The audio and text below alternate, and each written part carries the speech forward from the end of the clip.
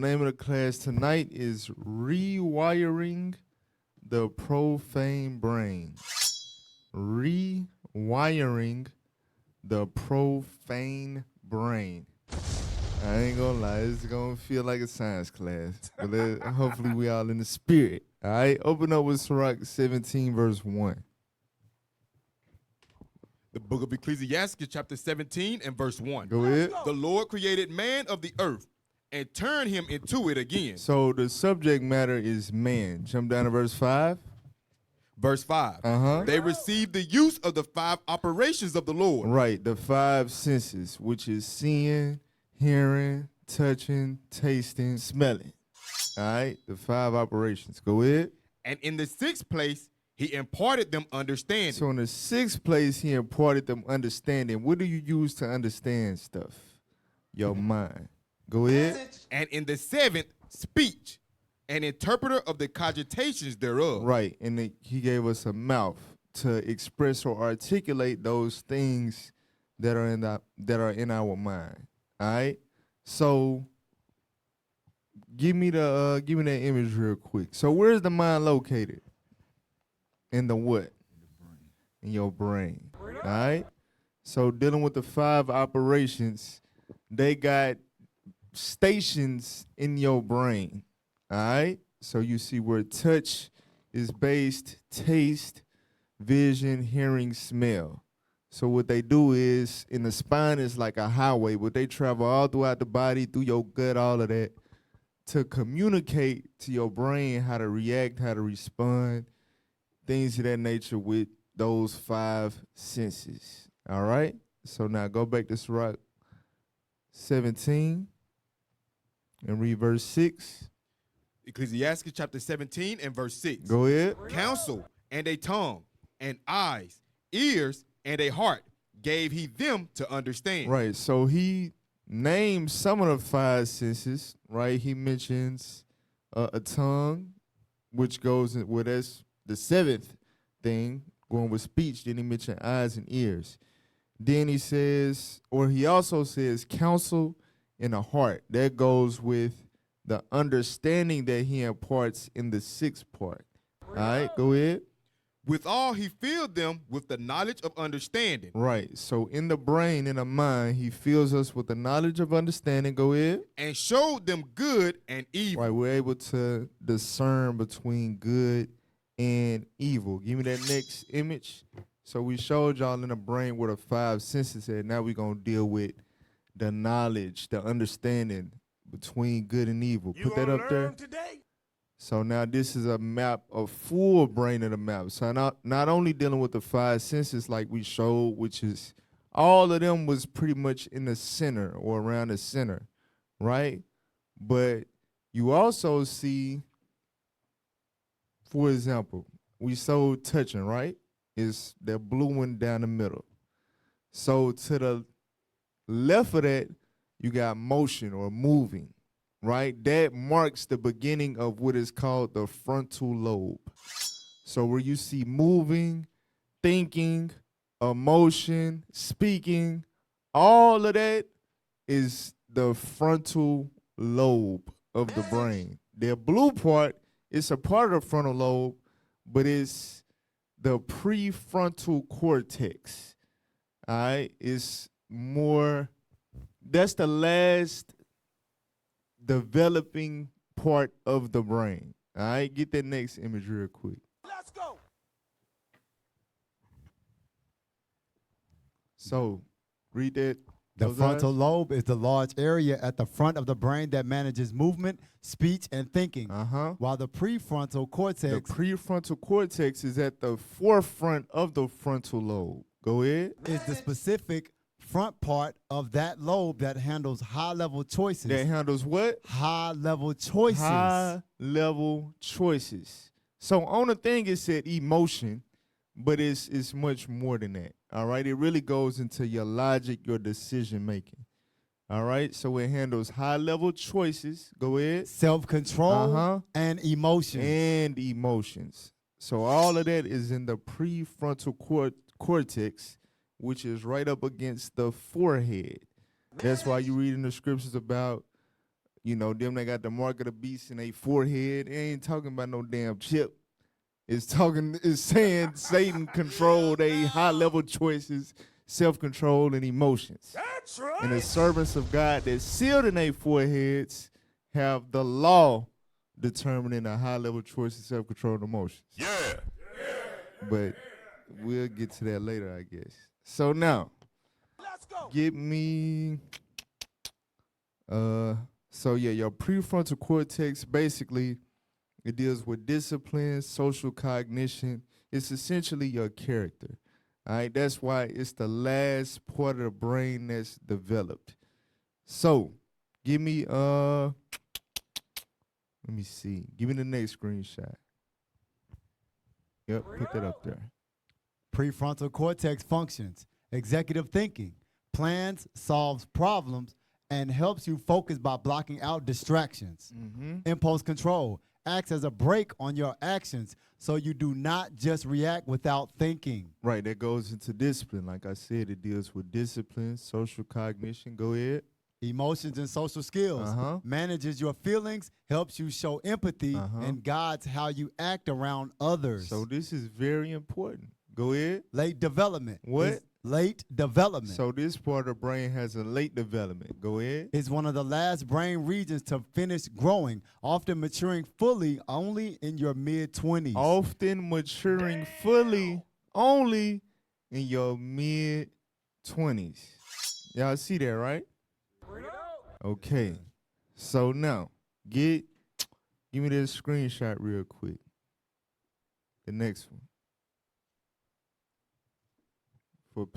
For people who are assigned female at birth, AFAB, the prefrontal cortex tends to finish developing in the late teens and early 20s. Right, so for females, it's typically early 20s. Go ahead. For those assigned male at birth, AMAB, it tends to happen in the mid to late 20s. So for men, it'll happen in the mid to late 20s. Go ahead. Or even early 30s. Or even early 30s. Read. The average age, though, is around the mid-20s. But for average sake, let's say mid-20s. So y'all got that? Yes, sir. Okay. Yes, So sir. now give me numbers 824. The book of Numbers, chapter 8, verse 24. Go ahead. This is it that belongeth unto the Levites. From 20 and 5 years old and upward, they shall go in to wait upon the service of the tabernacle of the congregation. So the Levites was born with that office. However, before they could go do it, before they could go to wait on the service, they had to be how old? 20 and 5. 25, mid-20s. Now go to chapter 4, verse 3. The book of Numbers, chapter 4 and verse 3. Go ahead. From 30 years old and upward. From what? 30 years old and upward. Go ahead. Even until 50 years old. All that enter into the host to do the work in the tabernacle of the congregation. Right. So it's dealing with the Levites, but it gives two different ages. So in chapter 8 it said 25, in chapter 4 it said 30. So which one is it? Well, it's a difference in how they was worded. In chapter 8, dealing with the 25-year-olds, it said they had to wait on the service of the tabernacle. Right here, it say from 30 and upward, they do the work of the tabernacle, right? So how does that work? Put that on the screen real quick. Men 25 years old of age or older. The age requirement for Levites to begin their service is significant. It indicates a period of preparation and maturity necessary for the responsibilities they would undertake. This age requirement is slightly different from Numbers 4 and 3. So the age requirement we're reading about is the one in chapter 8, 20 and 5, right? Which is 25, mid-20s. So it's slightly different from age 30 in Numbers 4. Go ahead. Which mentions 30 years. Watch this. Suggesting a possible period of apprenticeship or training from 25 to 30. That makes sense because do you just, you 30 now, go be a priest. No. You got to learn. Because if you mess up an ordinance, you could die. That's a serious office. So the Lord took it so serious. All right, when you 25, go in, be a intern. The hell is this? An apprentice. Yeah. But the official work started at 30. Y'all see that? Yes, sir. Which aligns with what they call science dealing with the full development of the prefrontal cortex. So now get Luke chapter 2. Luke chapter 2, verse 40. So when you read Luke 2, 1 through 40, it's telling a story about Christ's birth in infantry. All right, read that. The book of Luke, chapter 2 and verse 40. Go ahead. And the child grew and waxed strong in spirit, filled with wisdom, and the grace of God was upon him. So I want y'all to see something, right? So this is him as an infant from verses 1 through 40. So when it's saying he waxed or he grew, it's saying from infant to childhood. Because when you keep reading down, he's 12 years old, right? So now go to verse 52. So this is after it tells the story about when he was 12 and he went in the temple and all of that. Read verse 52. Verse 52. Uh-huh. And Jesus increased in wisdom and stature and in favor with God and man. So that's from 12 years old upward. So that's from adolescence into young adulthood. So it's giving you the stages of Christ's life, right? From infant to childhood, he grew, he waxed, right? He developed. Verse 52, from 12 upward, he grew, he waxed, he developed. Y'all see that, right? Now go to chapter 3, verse 21. The book of Luke, chapter 3, verse 21. Go ahead. Now when all the people were baptized, it came to pass that Jesus also being baptized and praying, the heaven was opened, and the Holy Ghost descended in a bodily shape like a dove upon him. And a voice came from heaven, which said, Thou art my beloved Son, in thee I am well pleased. Go ahead. And Jesus himself began to be about 30 years of age. So how old was he when he began his ministry? 30 years of age. So that's when he went to John the Baptist. John the Baptist was like, he must increase, I must decrease. And Christ started his ministry at 30. Y'all see that, right? Yes, sir. Okay. So from there, go to, give me that article real quick. Raising children.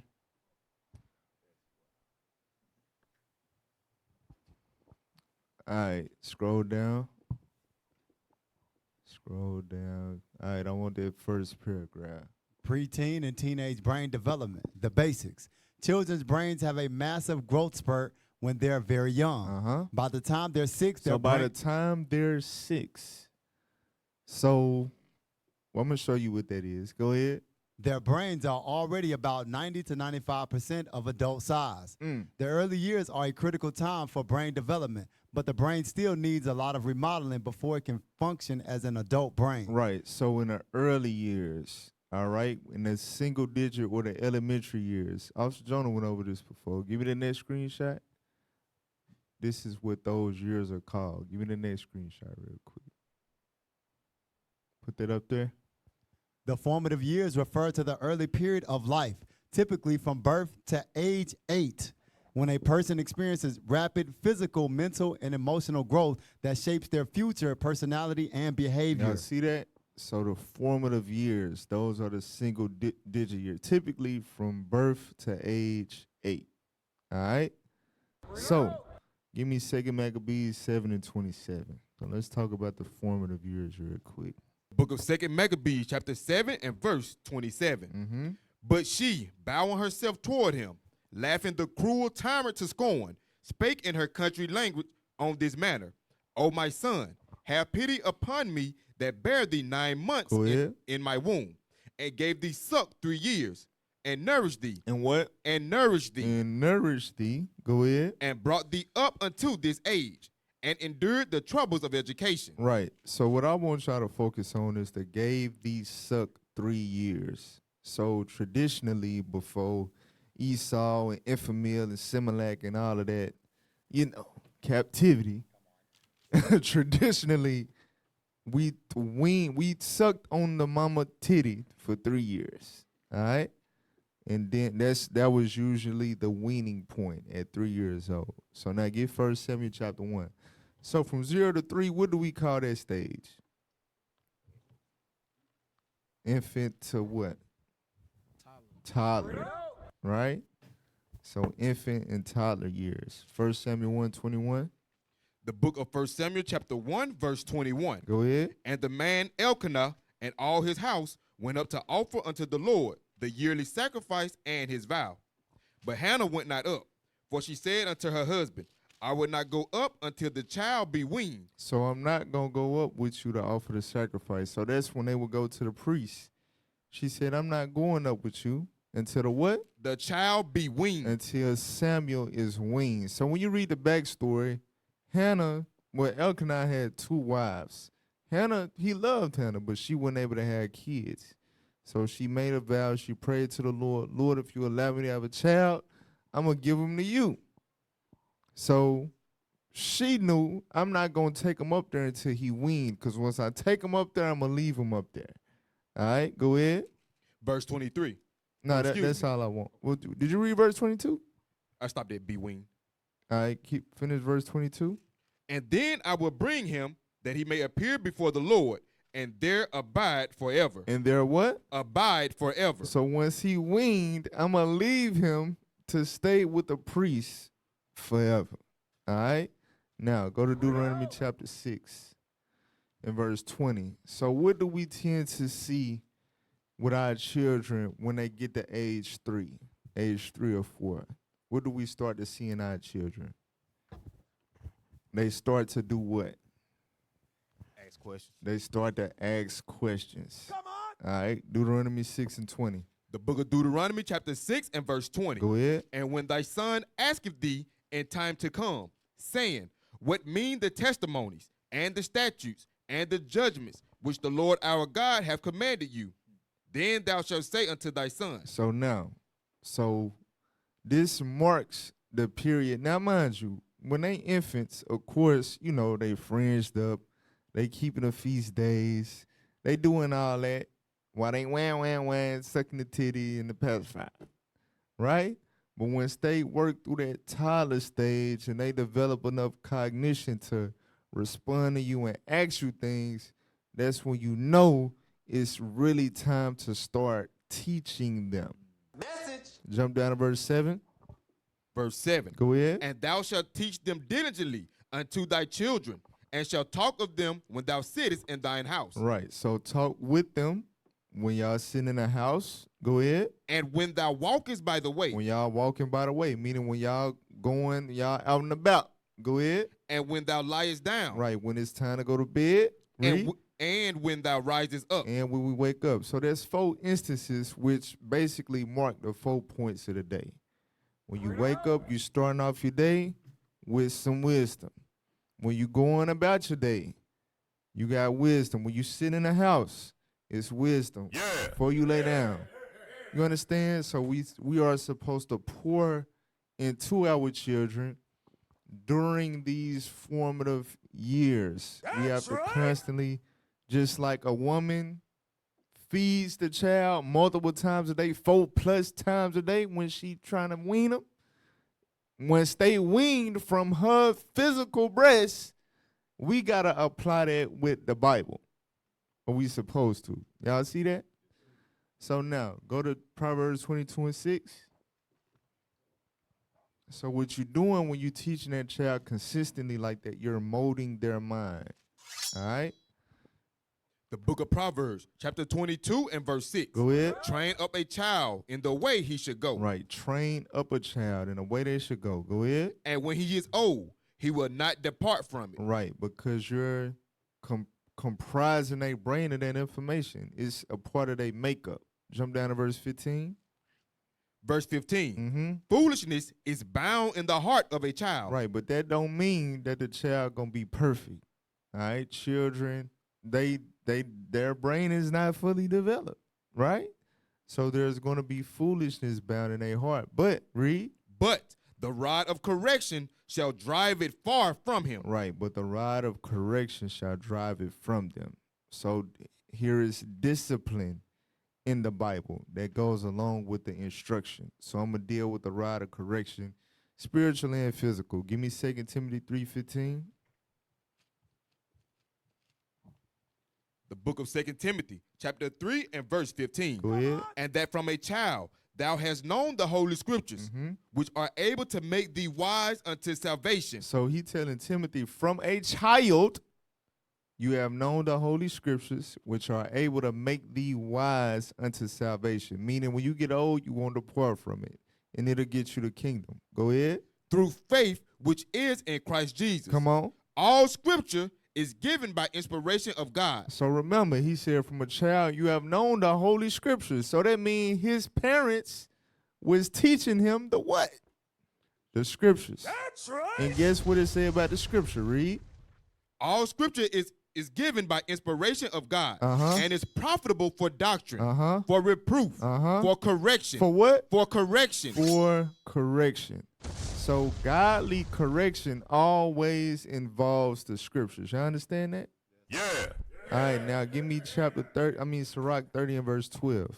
The book of Ecclesiastes, chapter 30 and verse 12. Bow down his neck while he is young. Right, meaning make the child submit. The child got to understand y'all on two different planes. I'm not your friend. You know, parents used to say that sometimes. I ain't your friend, I'm your daddy. You understand? They got to know that. They neck got to be bowed down. Go ahead. And beat him on the sides while he is a child. And beat him on the sides with what? Jump up to verse 1 real quick. Verse 1. He that loveth his son, causing him off to feel the rod. Right, so you beat him with the rod. So you got the spiritual rod of correction, the Bible, and you got the physical rod that you beat him on his backsides with. Jump back up to verse 12. Verse 12. Go ahead. Bow down his neck while he is young, and beat him on the sides while he is a child. Read. Lest he wax stubborn and be disobedient unto thee. Right, so the mixture, the combination of instruction and discipline prevents that child from succumbing to the foolishness that's bound in their heart. All right? And they abstain from that lewd behavior because they develop a healthy fear for God and a discipline that's going to come from you. You understand that? So now give me the article. So all of that takes place during the formative years. All right? You teach from the scriptures, you instill God's laws in them. And when they violate God's laws as children, you beat them on the side. You don't overbeat them, but you beat them. Yeah. Oh. All right? All that during the formative years. Pick up at this brain remodeling. This brain remodeling happens intensively during adolescence. Right. So the brain remodeling that's still needed, much needed after the formative years, happens intensively during adolescence. Go ahead. Continuing until your child is in their mid-20s.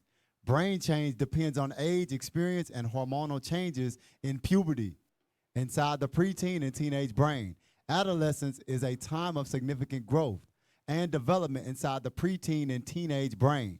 The main Did I have a screenshot to explain adolescence? Well, I probably ain't seen all that because I ain't write it in my notes. But I think I screenshot it. If not, it's typically from ages 9 or 10 up, picking up from the formative years point. All right? Y'all with me? Yes, sir. Okay, so adolescence, go ahead. Is a time of significant growth and development inside the preteen and teenage brain. The main change is that unused connections in the thinking and processing part of your child's brain, called the gray matter, are pruned away. At the same time, other connections in the brain, the white matter, are strengthened. This is the brain's way of becoming more efficient based on the use it or lose it principle. This pruning process begins in the back of the brain. The front part of the brain, the prefrontal cortex, is remodeled last. Like we talked about earlier, right? So the brain forms or develops from back to front. Go ahead. The prefrontal cortex is the decision-making part of the brain. It's responsible for your child's ability to plan and think about the consequences of actions, solve problems, and control impulses. Changes in this part of the brain continue into early adulthood. Because the prefrontal cortex is still developing, preteens and teenagers might rely on a part of the brain called the amygdala. Right. So the word amygdala come from the word almond. I think it's Latin or Greek or something like that. because it's shaped like a little almond near the center of your brain. All right, what's kind of towards the bottom. Go ahead. Well, it's actually two. It's one for each side, the left and the right. Go ahead. Called the amygdala, to make decisions and solve problems more than adults do. The amygdala is associated with emotions, impulses, aggression, and instinctive behavior. Right. So it has similar functions to the prefrontal cortex, but it's dealing less with logic. All right? But it's dealing with that fight or flight, survival, all of that. All right? So that's what preteens, teenagers mostly deal with. Scroll down. Go ahead. Building a healthy preteen and teenage brain. The combination of your child's unique brain and their environment influences the way your child acts, thinks, and feels. So now it's a combination of your child's unique brain. So every child's brain is different, meaning some children are gifted in certain areas dealing with the brain. It's certain, and we're going to cover some of the, the different names of the different parts of the brain or whatever, but some of them deal specifically with memory, things of that nature. Some of them deal with the social cues and all of that. So some kids have different gifts. Every child's brain is unique, but it's a combination of whatever gifts that they have in their brain in the environment that's going to contribute primarily to the development of their brain. Take me off so I can see. So the combination of your child's unique brain and their environment, go ahead. Influences the way your child acts, thinks, and feels. For example, your child's preferred activities and skills might become hardwired in the brain. Might become what? Hardwired in the brain. Hardwired in the brain. So if your child, for example, a lot of kids that grow up like LeVar Ball's sons, right? Them is ball is life kids. And they made it to the NBA. You understand? Because all that hooping and dribbling and shooting and all that, it was hardwired in their brain. It's different when you raised and groomed and constantly doing the same thing over and over and over again, especially if the child actually enjoy it too. That stuff will be hardwired in the brain. But it shows you that, again, the unique brain, your environment, what you do, they preferred activities and skills based on the environment that's provided, that's what wires the brain. All right, go ahead. How preteens and teenagers spend their time is crucial to brain development. So it's worth thinking about the range of activities and experiences your child is into. For example, music, sports, study, languages, video games. Right, that's what, people in the world, that's what they put their kids in. Some people in the truth do that too. Sports, spandex, getting slapped on the booty after a good play. All right, go right ahead. Ain't that Greekish fashions? Gymnos, naked, locker room. You don't know what's going on, but do what you do. All right, but anyway, video games too. Read on. How are these shaping the sort of brain your child will take into adulthood? Those things shape the brain. And you got to consider that as a parent, because you lazy, you want to relax, whatever. You just give them a tablet, you just give them a game system, you just drop them off at practice, whatever. Don't fall for it. Okay. Go ahead. You're an important part of your child's environment. You mean a lot to your child. You mean a lot to your child. Come on. Right. How you guide and influence your child will be important in helping your child to build a healthy brain too. All righty then. So, go to Sirach 30 and 13. So, we dealing with adolescent years. All right? Adolescence into early adulthood. All right? Sirach 30 and 13. The book of Ecclesiastes, chapter 30, verse 13. Chastise thy son, and hold him to labor, lest his lewd behavior be an offense unto thee. Right, so chastise thy son and hold him to labor, lest his lewd behavior be an offense unto thee. So our job as parents are to provide an environment and tools for that child to do something productive. Because if they not doing something productive, foolishness is bound in the heart of a child, and they going to go out and do something foolish. All right? Go to Sirach 22, verse 9. The book of Ecclesiastes, chapter 22 and verse 9. Go ahead. If children live honestly and have wherewithal. And have what? Wherewithal. Go ahead. They shall cover the baseness of their parents. Right. So what does that mean, have wherewithal? Put that up there real quick. Wherewithal. The money, skill, etc. Right. So we know it ain't talking about money. Right? No. So the money, skill, go ahead. That is needed to get or do something. Right. So it's your job as parents to put your children in positions to cultivate skills. That's all right? Because that's how they going to cover your baseness. That's how they going to become better than you. All right? Message. So now, go to 1 Samuel 16 and 11. So we're going to look into, in the scriptures, adolescence, what it looked like. 1 Samuel 16 and 11. The book of 1 Samuel, chapter 16 and verse 11. And Samuel said unto Jesse, Are here all thy children? And he said, There remaineth yet the youngest, and behold, he keepeth the sheep. So the youngest is talking about who? Who was Jesse's youngest son? David, right? And behold, he what? Keepeth the sheep. He keepeth the sheep. So what is keeping sheep? What is that? That's right, shepherding. That's a form of husbandry. You dealing with livestock. That's a skill, especially back then, because farming was our primary livelihood as the Israelites. Yeah. You understand? So David, as an adolescent, was held to labor by his father. Y'all see that? Go ahead. And behold, he keepeth the sheep. And Samuel said unto Jesse, Send and fetch him, for we will not sit down till he come hither. Now go to chapter 17, verse 34. So while he was doing that, he not only learned skills in terms of managing sheep and things of that nature, but he also learned character and tapped into his gifts that God gave him. In a crazy way, though. But read that real quick. The book of 1 Samuel, chapter 17, verse 34.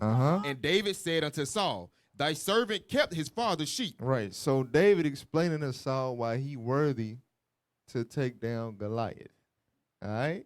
He like, look, I was keeping my father's sheep.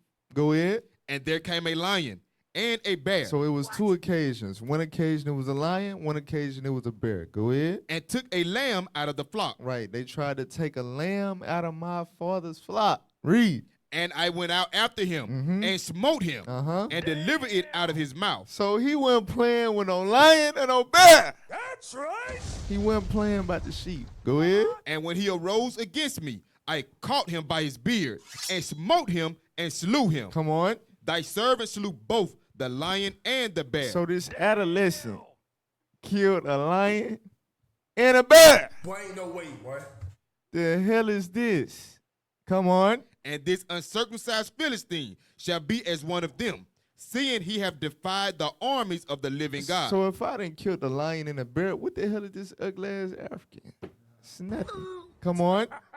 David said, Moreover, the Lord that delivered me out of the paw of the lion and out of the paw of the bear, he will deliver me out of the hand of this Philistine. And Saul said unto David, Go, and the Lord be with thee. So what do that show you also about David? He was what? He was trained up in a way that he should go. He was instilled the faith and knowledge of God. So he knew it wasn't just merely him slaying a lion and a bear to protect the sheep, but God was with him. Y'all understand that? So that's why it's good to have your children doing these things so they can exercise not only the carnal aspect of the skill, but they activate different elements of faith as well. All right? Now, jump up to verse 28. Verse 28. And Eliab, his eldest brother, heard when he spake unto the men. And Eliab's anger was kindled against David. And he said, Why camest thou down hither? And with whom hast thou left those few sheep in the wilderness? Mm-hmm. I know thy pride. So this is his big brother, right? Now, mind you, the backstory, Jesse sent David with some to drop off some food for his brothers and the captain that was over them. So while he was doing that, he overheard Goliath talking SH. So David, man, who the hell is this man Philistine? Da, da, da. So his big brother trying to get on him. Now his brother was really hating. But notice what he say. He say, I know thy pride in the what? And the naughtiness of thine heart. In the naughtiness of thine heart. Go ahead. For thou art come down, that thou mightest see the battle. Yo, little lad, you supposed to be keeping the sheep, but you trying to finesse your way into seeing somebody get beat up. You know what I'm saying? But that ain't what David was doing, but that's his brother was antagonizing him. Showing that back at the ranch, David was probably adventurous. Damn. You know what I'm saying? So give me that real quick. This is what they call it. When in the Bible, you got to think, they Israelites, they in the truth. They keep the laws. Message. You see what I'm saying? He going to witness his nation going to war against another nation to defend the nation. So for us, we had the same spirit of David, except we in the ghetto, we in the hood. So damn, who that nigga talking about he gonna shoot up the, you know what I'm saying? So we learn this stuff in evil, but because of the environment, David was all right. All right, we'll put that up there. Wickedness. So this go with the naughtiness. When Eliab was like, I know the naughtiness of thine heart. Go ahead. Noun, masculine, singular, construct. Uh-huh. Strong's 7455. Badness, evil. So that's what he was calling that. Y'all little badass. And that's what when kids just always in the mix and they daring and bold and all of that, that little boy bad as hell. But David wasn't bad though. But y'all see why his brother said that. That's the same type of connotation we use, but we actually in an environment to where that spirit can lead you to be bad. All right? Now, give me the image real quick. So, now, we're going to talk about, we still dealing with the adolescent brain. So you got the dorsal striatum. I probably ain't saying that right. I don't care. Striatum. There we go. That sound about right there. So the dorsal striatum and the ventral striatum. All right. And notice, if you look, it's blurred, but a little bit to the right, you see the amygdala. All right. So it's around there.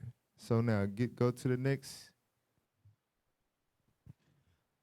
The dorsal striatum anatomy contains the caudate nucleus and the putamen. Movement control manages voluntary movement and sensorimotor coordination. Sensorometer, probably. Okay. Go ahead. Sensorometer coordination. Habit learning drives procedural learning and turns repeated actions into automatic habits. So this is what I want to emphasize dealing with the dorsal striatum. All right? It deals with habits. It drives procedural learning and turns repeated actions into automatic habits. All right? That's what I want to emphasize with the dorsal striatum. Go ahead. Cognition participates in action planning and cognitive flexibility. All right, go to the next one. Ventral striatum anatomy contains the nucleus accumbens and the olfactory tubercle. You a teacher, ain't it? Come on, man. I am. Read. Reward processing processes pleasurable stimuli and reinforces rewarding behaviors. Right. So processes pleasurable stimuli and reinforces rewarding behaviors. What that sound like, y'all? Dopamine. Go ahead. Motivation controls drive, desire, and goal-directed actions. That also deals with dopamine. Go ahead. Emotion links emotional states to behavioral responses. So this is, remember, adolescence, the prefrontal cortex is still not fully developed. So these things are working heavily in the mind of a preteen/teenager. All right, go to the next screenshot. Let's go. Or yeah, During adolescence, the uh-huh. ventral striatum and dorsal striatum undergo a major development transition characterized by asynchronous maturation and heightened functional reactivity. Uh-huh. This structural and functional remodeling explains why teenagers exhibit distinct behavioral patterns, including intensive feedback-driven learning alongside increased sensation seeking. Increased what? Sensation seeking, Uh-huh. risk taking, and impulsivity. And you saw that with David. Standing up against Goliath. That was some risk taking right there. Yeah. You understand? It's going up against a lion and a bear. He ain't lying. Because they took a sheep. Because that's what's happening in the mind of teenagers. They going through that major functional remodeling. You understand? Yeah. So now, give me Wisdom of Solomon 4:12. The book of Wisdom of Solomon, chapter 4 and verse 12. Go ahead. For the bewitching of naughtiness doth obscure things that are honest. Right. So remember Eliab said, I know the naughtiness of your heart. Talking to little teenage David, right? So it say the bewitching of naughtiness does what? Obscure things that are honest. Right, because you could be taught honest things in your formative years, and you will know, what to do and what not to do. But it's something about when your brain going through that process with the ventral and dorsal stratum that you wanna, you impulsive, you sensation seeking, so you'll go outside of them boundaries. Go ahead.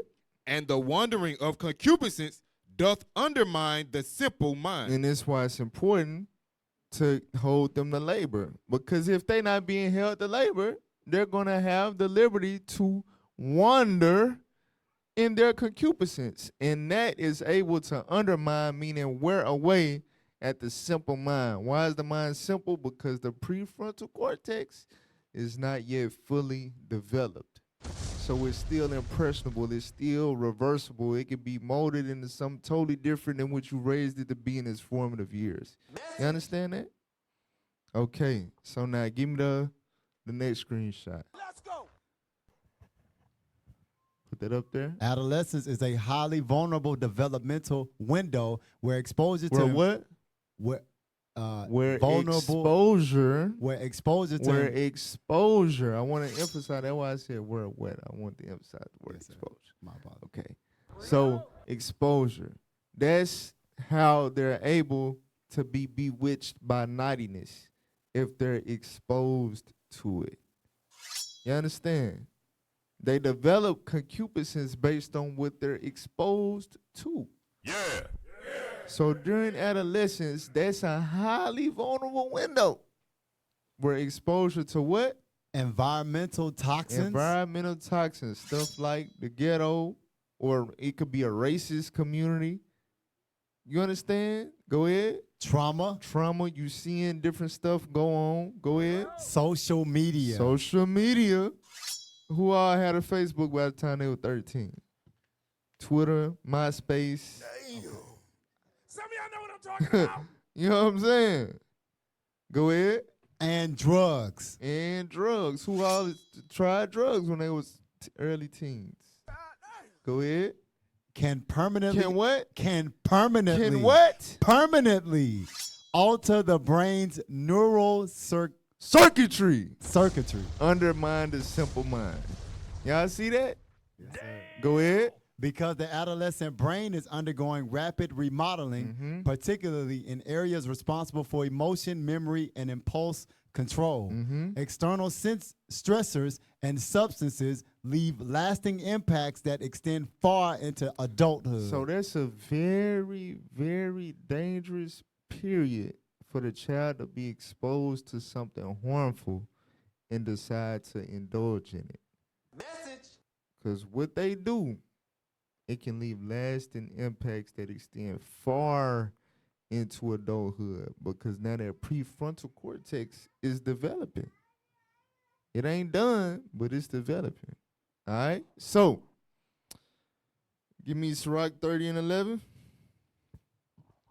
The book of That's why the scriptures like this make so much sense. I know America and TikTok teach you to hate this, or teach you to disagree with this, but we just read the science as to why it make perfect sense. Now we're going to go to the Bible. Read that. The book of Ecclesiastes, chapter 30 and verse 11. Come on. Give him no liberty in his youth, Mm-hmm. and wink not at his follies. Right, don't wink at his follies. When he trying to wander in that concupiscence and all of that, it ain't funny. It ain't no hee hee ha ha. That's where the discipline come in at. But also give him no liberty, meaning it's your job as a parent to do what you can to limit their exposure to external evils. Message. You understand that? And this is dealing with the sons right here. Now give me the daughter, Sirach 26 and 10. Let's go. The book of Ecclesiastes, chapter 26 and verse 10. Go ahead. If thy daughter be shameless, keep her in straightly. Keep her in straightly. Come on. Meaning Lest- strictly. Read. Lest she abuse herself through overmuch liberty. That's what happened to Dinah in Genesis 34. Jacob's Yeah, only man. daughter. Y'all remember that? She went outside la, la, la, la, la, and got knocked off. Not, you know. You know what I'm saying? So, give me Daniel 1 and 3. So again, we read scriptures like that, and we take it like, okay, damn, so I just gotta lock my child in the cage, and how's that helpful? No, that ain't what that's talking about. All right, Daniel 1 and 3. The book of Daniel, chapter 1, verse 3. Uh-huh. And the king spake unto Ashpenaz, the master of his eunuchs, that he should bring certain of the children of Israel and of the king's seed, Of the what? of the king's seed, Of the king's seed. So this is kids from a royal household. All right? So in Galatians, it tell you kids that grow up in households like that, they are under tutors and governors, right? So watch this. Read. and of the princes, Uh-huh. children in whom was no blemish, Come on. but well favored, Read. and skillful in all wisdom, Uh-huh. and cunning in knowledge, Read. and understanding science, And understanding science. Come on. and such as had ability in them to stand in the king's palace, And they had manners. They had decorum. All right, go ahead. and whom they might teach the learning Chivalry.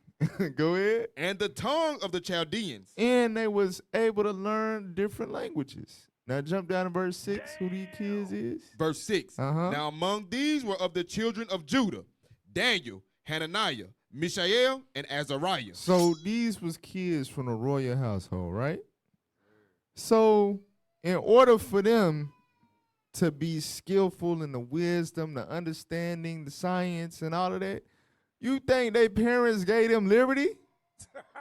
Hell no. They was in a learning environment to learn all of that. And that's how they was able to become such sharp young men. Yeah.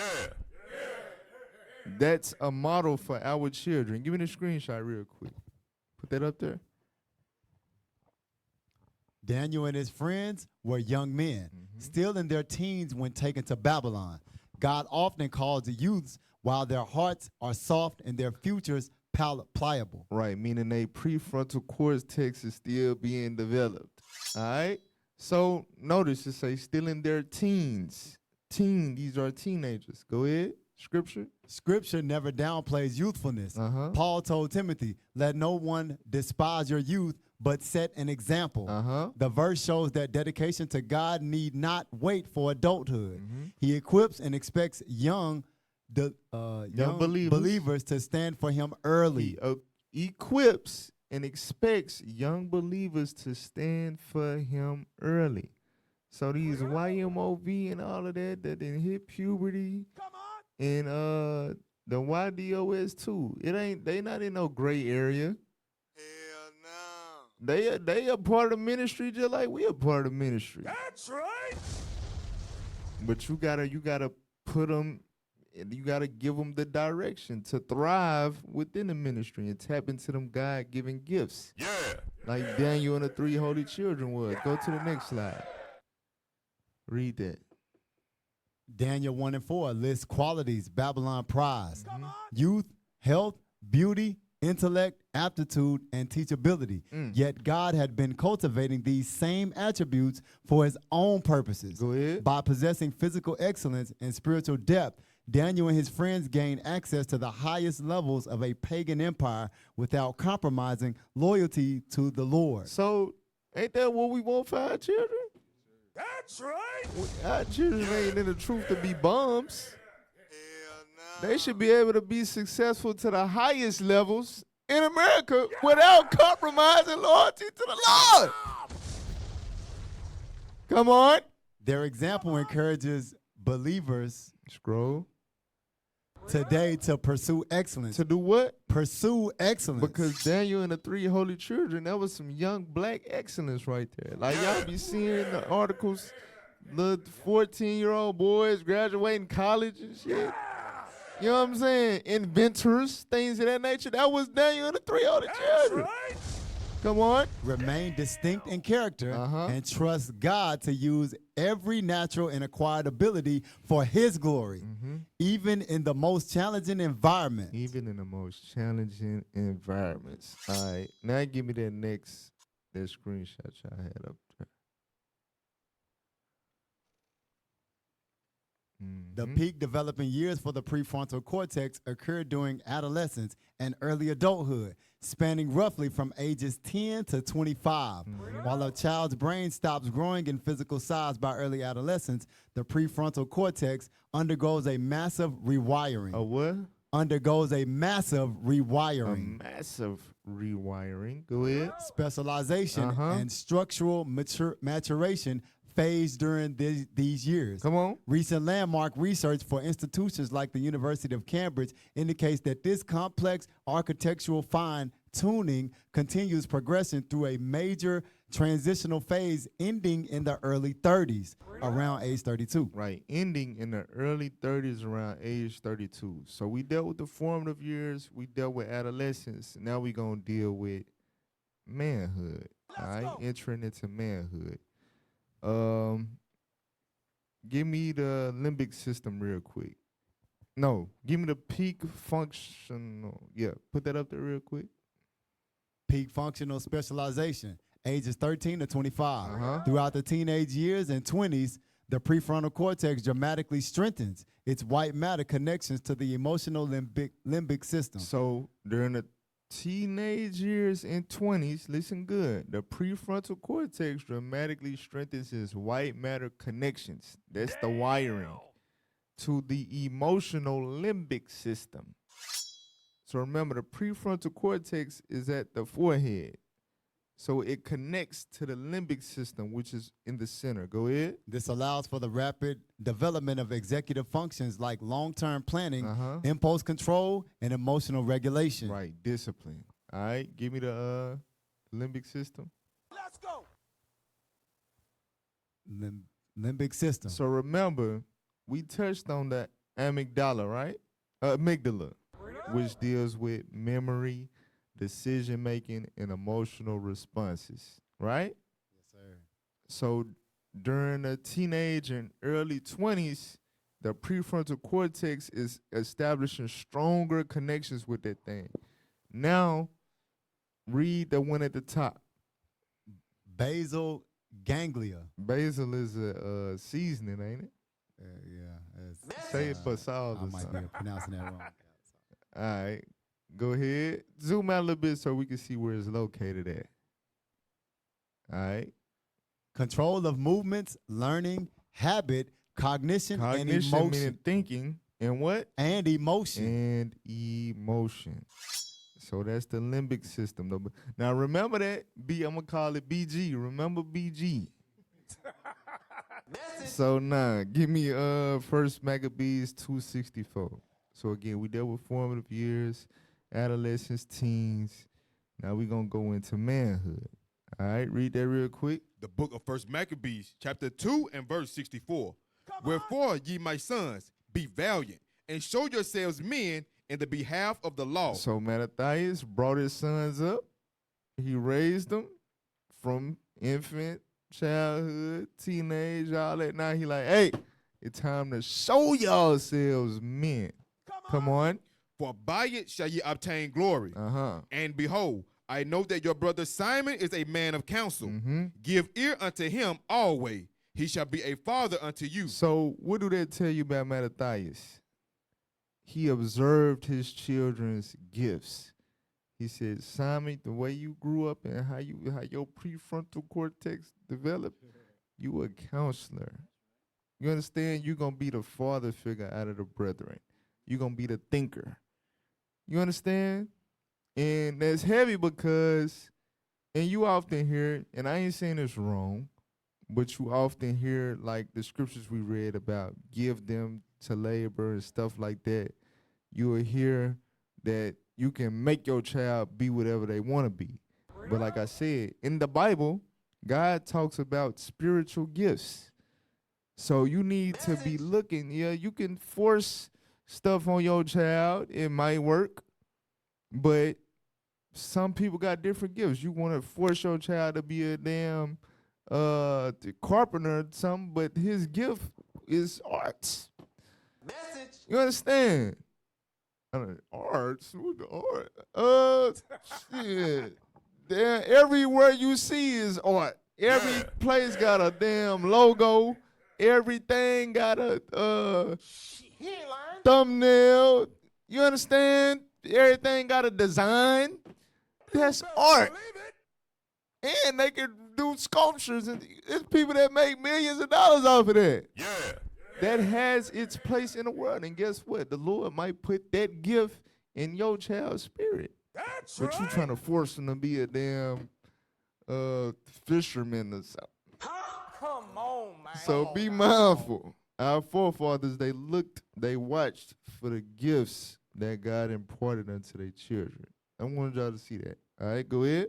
Verse 66. As for Judas Maccabeus, he has been mighty and strong, even from his youth up. Even from his what? His youth up. So Judas Maccabeus had that David spirit. That little boy right there. Come on. He gonna whoop something. He been like that all his life. Go ahead. Let him be your captain and fight the battle of the people. So he grew and developed and waxed into a mighty man. You understand? So this is how they developed into manhood, being raised right according to the scriptures. Yeah. All right?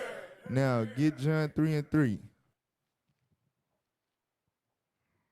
So I went through all that. I know y'all like, I didn't think this was going to be a parenting class. You said rewiring the profane brain. Come on. Well, let's look back at everything we went over, right? Us in here.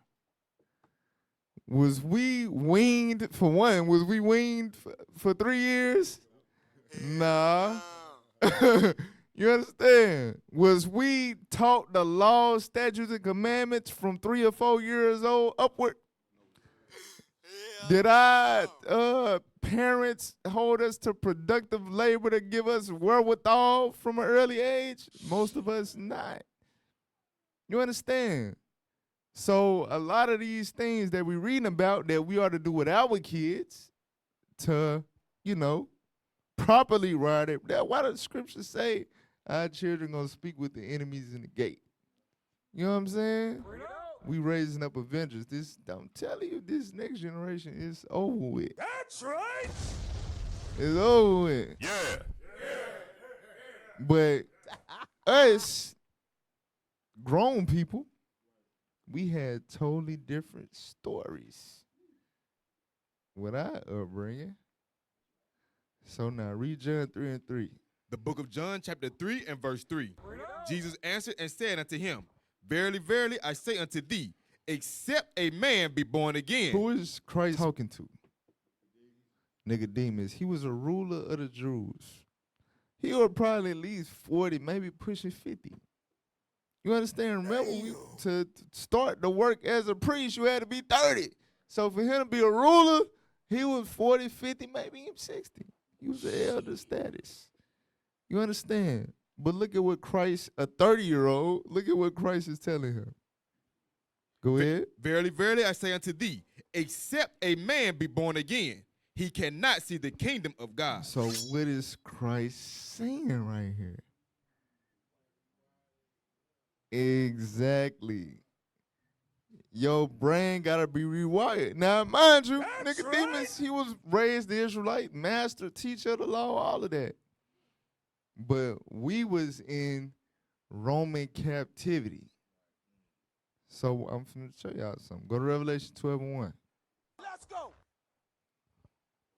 The book of Revelation, chapter 12 and verse 1. Go ahead. And there appeared a great wonder in heaven, a woman clothed with So the remember, sun. this is a vision, a parable, a similitude. All right, go ahead. A woman clothed with the sun, and the moon under her feet, and upon her head a crown of 12 stars. Who is this woman? Jeremiah 6:2. Let's go. Get that real quick. The book of Jeremiah, chapter 6 and verse 2. Mm-hmm. I have likened the daughter of Zion to a comely and delicate woman. Right. So the woman is the Israelites. All right. The Israelites are represented as a woman. Yeah. That's why it said on her head a crown of 12 stars that represent the 12 tribes. The sun and the moon in Genesis, it say those were two great lights. Proverbs 6:23, the law is light. So it's going into wisdom. Message. All right. So the woman is Israel. You understand that? Yes, sir. Go back to Revelation 12. Let's The go. book of Revelation, chapter 12 and verse 2. Come on. And she, being with child, cried, travailing in birth, and pain to be delivered. Who was that child? Jesus Christ. Go ahead. And there appeared another wonder in heaven, and behold, a great red dragon. A great what? Red dragon. A great red dragon. I remember this is similar to get Job 30 and 29. Read that real quick. The book of Job, chapter 30 and verse 29. I am a brother to dragons. I am a brother to dragons. Speaking of brother, get Genesis 25:25. So this is a great red dragon right here. Read that. The book of Genesis, chapter 25 and verse 25. Come on. And the first came out red, all over like an hairy garment, and they called his name Esau. So Esau was the first specimen of humankind to be born red. Why? Because he lacked melanin, and the blood showed forth through his skin. Esau mean wasted away. That's why they called him that. Damn, his melanin wasted away. That was it? Yes, sir. Go back. Now get Hebrews 12:16 real quick. Book of Hebrews, chapter 12 and verse 16. Lest there be any fornicator or profane person as Esau. So that red man, our brother. The Bible says he's a fornicator and he profane. Now, what do profane mean? Put that on the screen real quick. Profane, showing no respect for a god or a religion, often through language. Right, showing no respect for a god or religion. That's profane. Esau profane. Y'all remember Doeg the Edomite and Samuel? He snitched on Ahimelech for helping David out when he was hungry. And then he had all them priests put to death. Damn. God's priests. You understand? Them people don't got no regard for God. That's some evil And it stuff. really means for anything sacred. You understand? That's why the Bible say profane my Sabbaths. Right? The Sabbath day is sacred. Esau don't give a damn about the Sabbath. Marriage is sacred. Esau a fornicator. You understand? Virginity is sacred. If you profane, you don't give a damn about nothing that's sacred. That's the spirit of Esau. So now, go back to Revelation 12, verse 3. Yes, sir. The book of Revelation, chapter 12 and verse 3. Come on. And there appeared another wonder in heaven. And behold, a great red dragon, having 7 heads and 10 horns. Right, having 7 heads and 10 horns. Who know what the 7 heads is? Well, we ain't got time for that. The 7 common markets, the 10 horns, the European Union. It's all going into the powers of Esau, the European powers. All right, go ahead. And 7 crowns upon his head. Come on. And his tail drew the third part of the stars of heaven. Right. Remember the stars. How many stars was it? 12. So what's a third of 12? 4, right? So under Rome, who was in Judea? You had Judah, Benjamin, Levi, and a remnant of northern kingdom. Like Anna, for example, she was from the tribe of Asher, right? So now, read on. And did cast them to the earth. Watch this. And the dragon stood before the woman, which was ready to be delivered, for to devour her child as soon as it was born. So now the parable is proving itself to be a parable, right? Because now it's identifying directly with something historical. The dragon stood over the woman to devour the child as soon as it was born. Go to Matthew 2:13.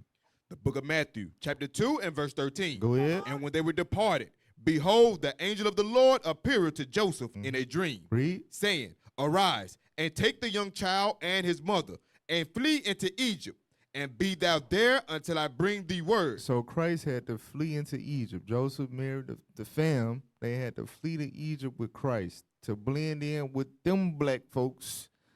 You understand? Message. In the meantime, go ahead. For Herod will seek the young child to destroy him. He is the dragon that sought to devour the young child as soon as it was born. Y'all see that, right? So give me a screenshot about Herod. I don't know about the red dragon meeting Esau. I don't know.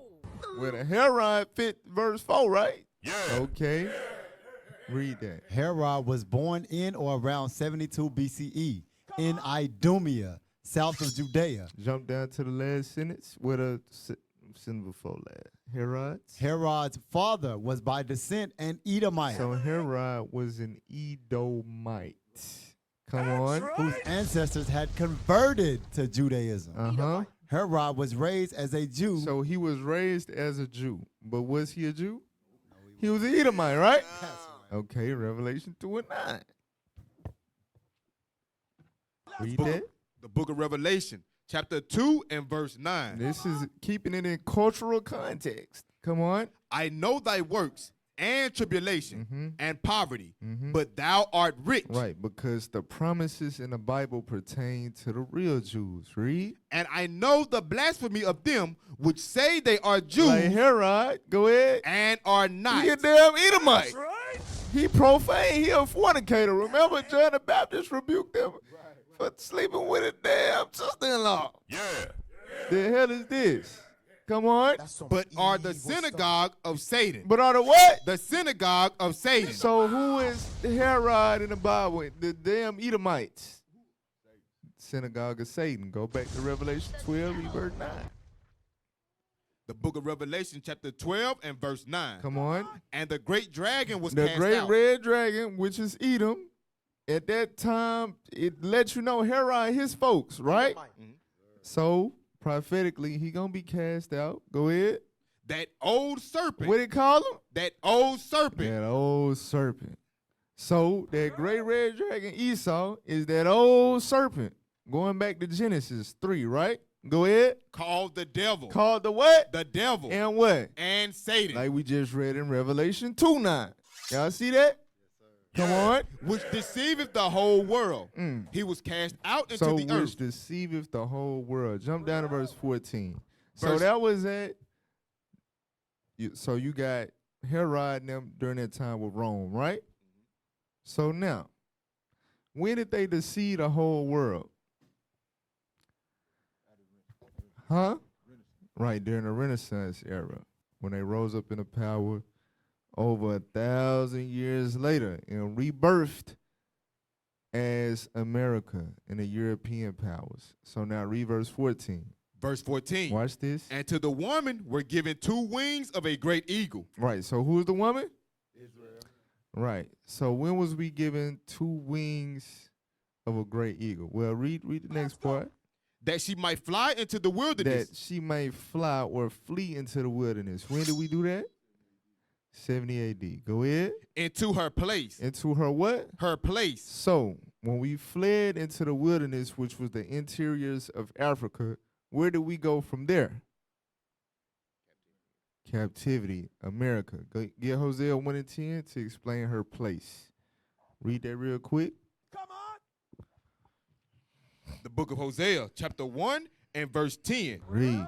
Yet the number of the children of Israel shall be as the sand of the sea, Go ahead. which cannot be measured nor numbered. And it shall come to pass that in the place where it was said unto them, ye are not my people. Right, you Gentiles, you Negroes, you Latinos. Go ahead. There it shall be said unto them, ye are the sons of the living God. Right, so in that place is where the awakening is going to take place. Right, so that was God's plan. That's why that's her place.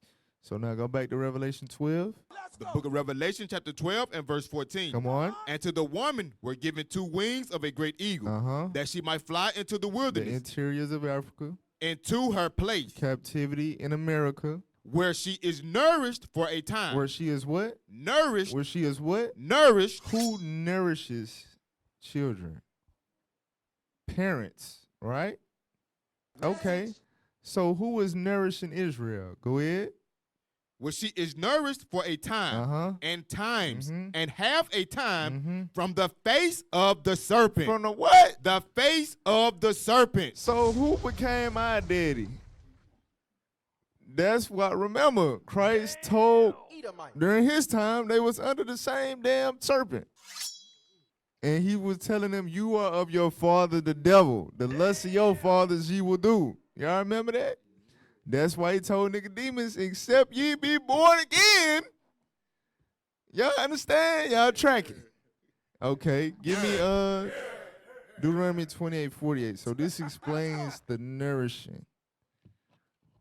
All right.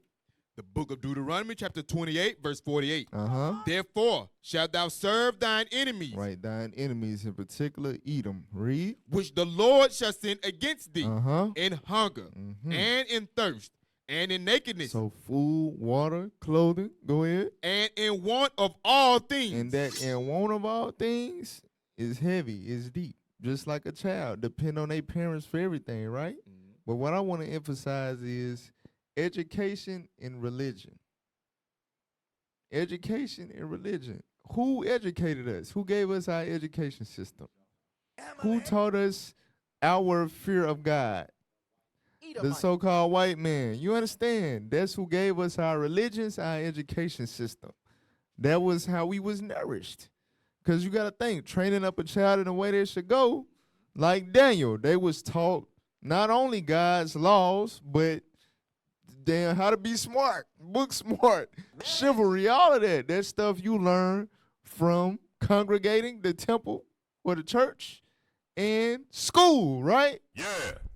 Our churches, our schools was formed from the damn serpent.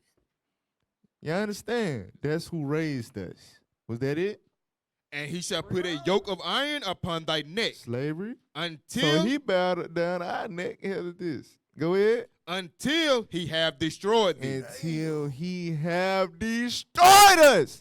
What's another? If I destroy you, what else? What else can you say I did to you? Annihilate. What else? Make it more simple. If I destroy you, literally, huh? Kill you, right? They dead bodies shall lie in the street. Go to Ephesians 2:1. Book of Ephesians, chapter 2 and verse 1. Go ahead. And you hath he quickened, who were dead. Who were what? Who were dead. So is he talking to a graveyard? No, he's talking to grown dead people. But he's saying y'all was dead in what? in trespasses and sin, Watch this. wherein time past ye walked according to the course of this world. The course of this world. If you in a course, that's typically for the purposes of training, right? Like train up a child in the way you should go. So we walked according to the course of this world. Go ahead. According to the prince of the power of the air, The damn devil who is inhabiting the Edomites, the synagogue of Satan. Amalek. So we was walking according to what they taught us. Go ahead. The spirit that And now remember, they are profane fornicators, right? Message. Okay, read on. the spirit that now worketh in the children of disobedience. So that profane fornicator spirit is the course that we was walking according to. Come on. Among whom And that was in our formative years, our adolescent years, our adult years too. Come on. among whom also we all had our conversation in times past, Uh-huh. in the lust of our flesh. In the what? Lust of our flesh. Read. Fulfilling the desires of the flesh Uh-huh. and of the mind. And of the mind. So our minds were cultivated by the devil prior to this truth.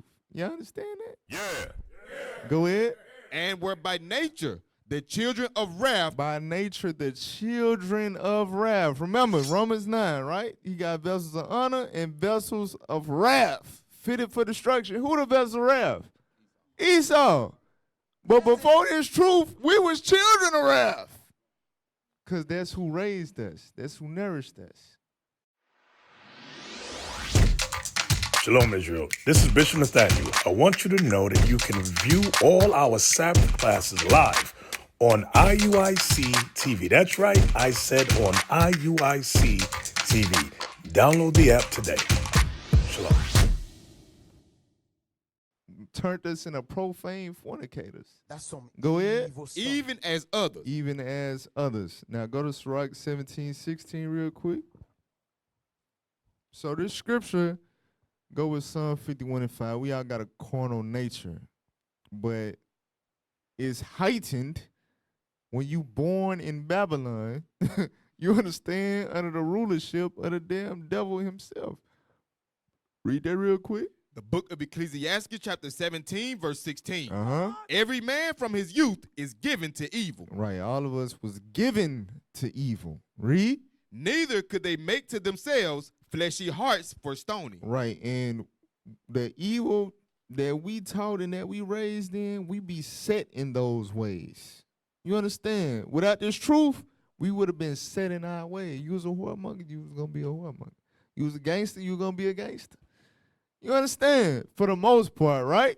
We don't change as a people. However, our prefrontal cortex develop, that's what we going to end up being.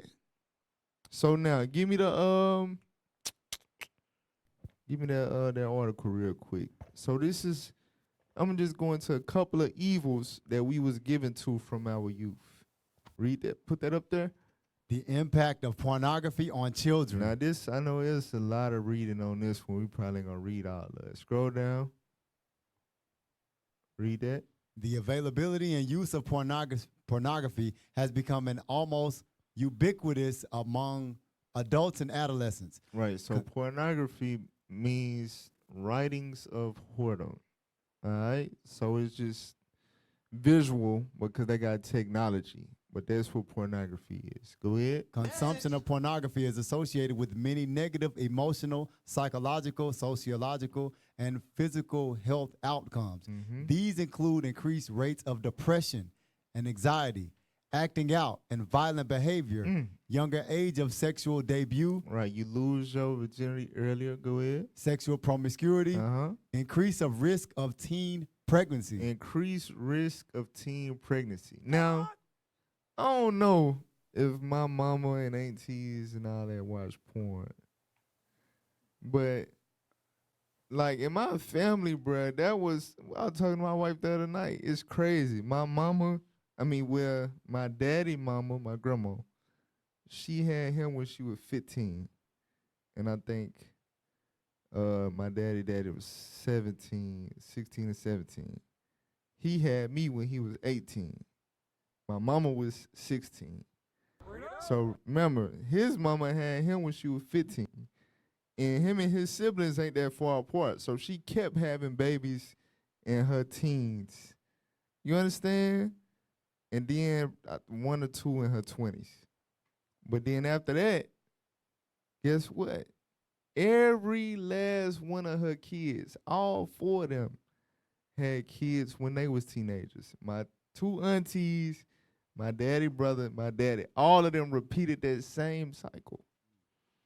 Teenage pregnancy was normal as hell. Damn! It was nothing. That's just what it was. This is madness! All praise, I broke the cycle. Come on. Child sex Yeah. abuse, sexual trafficking, and a distorted view of relationships between men and women. For adults, pornography results in an increased likelihood of divorce, which is also harmful to children. The American College of Pediatricians urges healthcare professionals to communicate the risk of pornography use to patients and their families and to offer resources both to protect children. Scroll down. Yep, read that. Pornography. We should have started that. Go ahead, though. Okay. Pornography may be defined as the depiction of erotic behavior, sexual display in pictures or writing. Right. The etymology is writings of whoredom. Go ahead. That is intended to cause sexual excitement in the viewer. Over the past decade, there has been a large increase in the pornographic material that is available to both adults and children. Mainstream pornography use has grown common because it is accessible, affordable, and anonymous. It is accessible because it is just a few strokes away on the internet. That's why I say every man from his youth is given to evil. You can accidentally type something. Damn! Booty and breast pop up. Scroll down. Because we can't read all that. Scroll. Give me the last sentence right there. This behavior? This behavior has been shown to be highly addictive. Highly addictive. Highly addictive. Go ahead. In 2008, the internet and marketing firm Hitwise reported that globally 40,634 websites distributed pornography. Did y'all just hear that? And that was 08. This is crazy! What the hell is this? That's almost 20 years ago. Damn! That number probably triple, quadruple right now. And that's insane. This is madness! But your child got a tablet. The hell is this? How you know how to block all 40,634 sites? Come on now. Don't play yourself. Go ahead. In 2019, the cybersecurity firm Webroot stated that 35% of all digital downloads were related to pornography. Sheesh.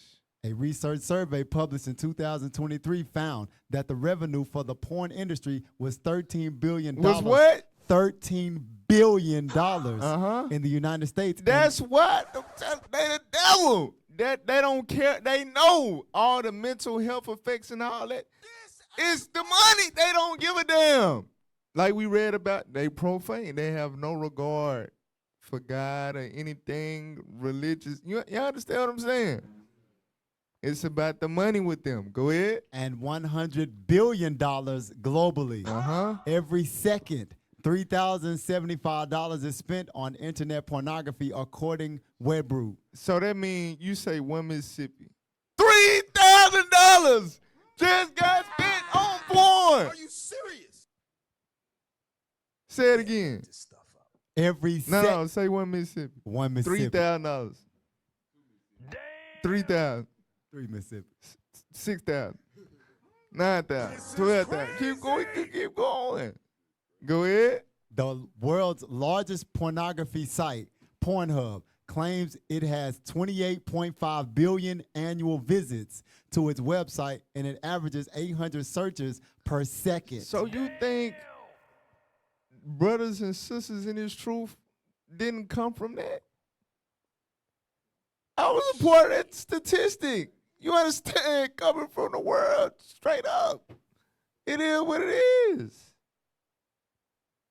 So we was kids on that stuff. This is what our minds developed into. Go ahead. Pornography use and its prevalence. A 2014 Barna Group survey revealed the following demographic data regarding pornography use by American adults. Among males 18 to 30 years old, 79% Hold the hell up. That's 4 out of 5. Boy, ain't no way, boy.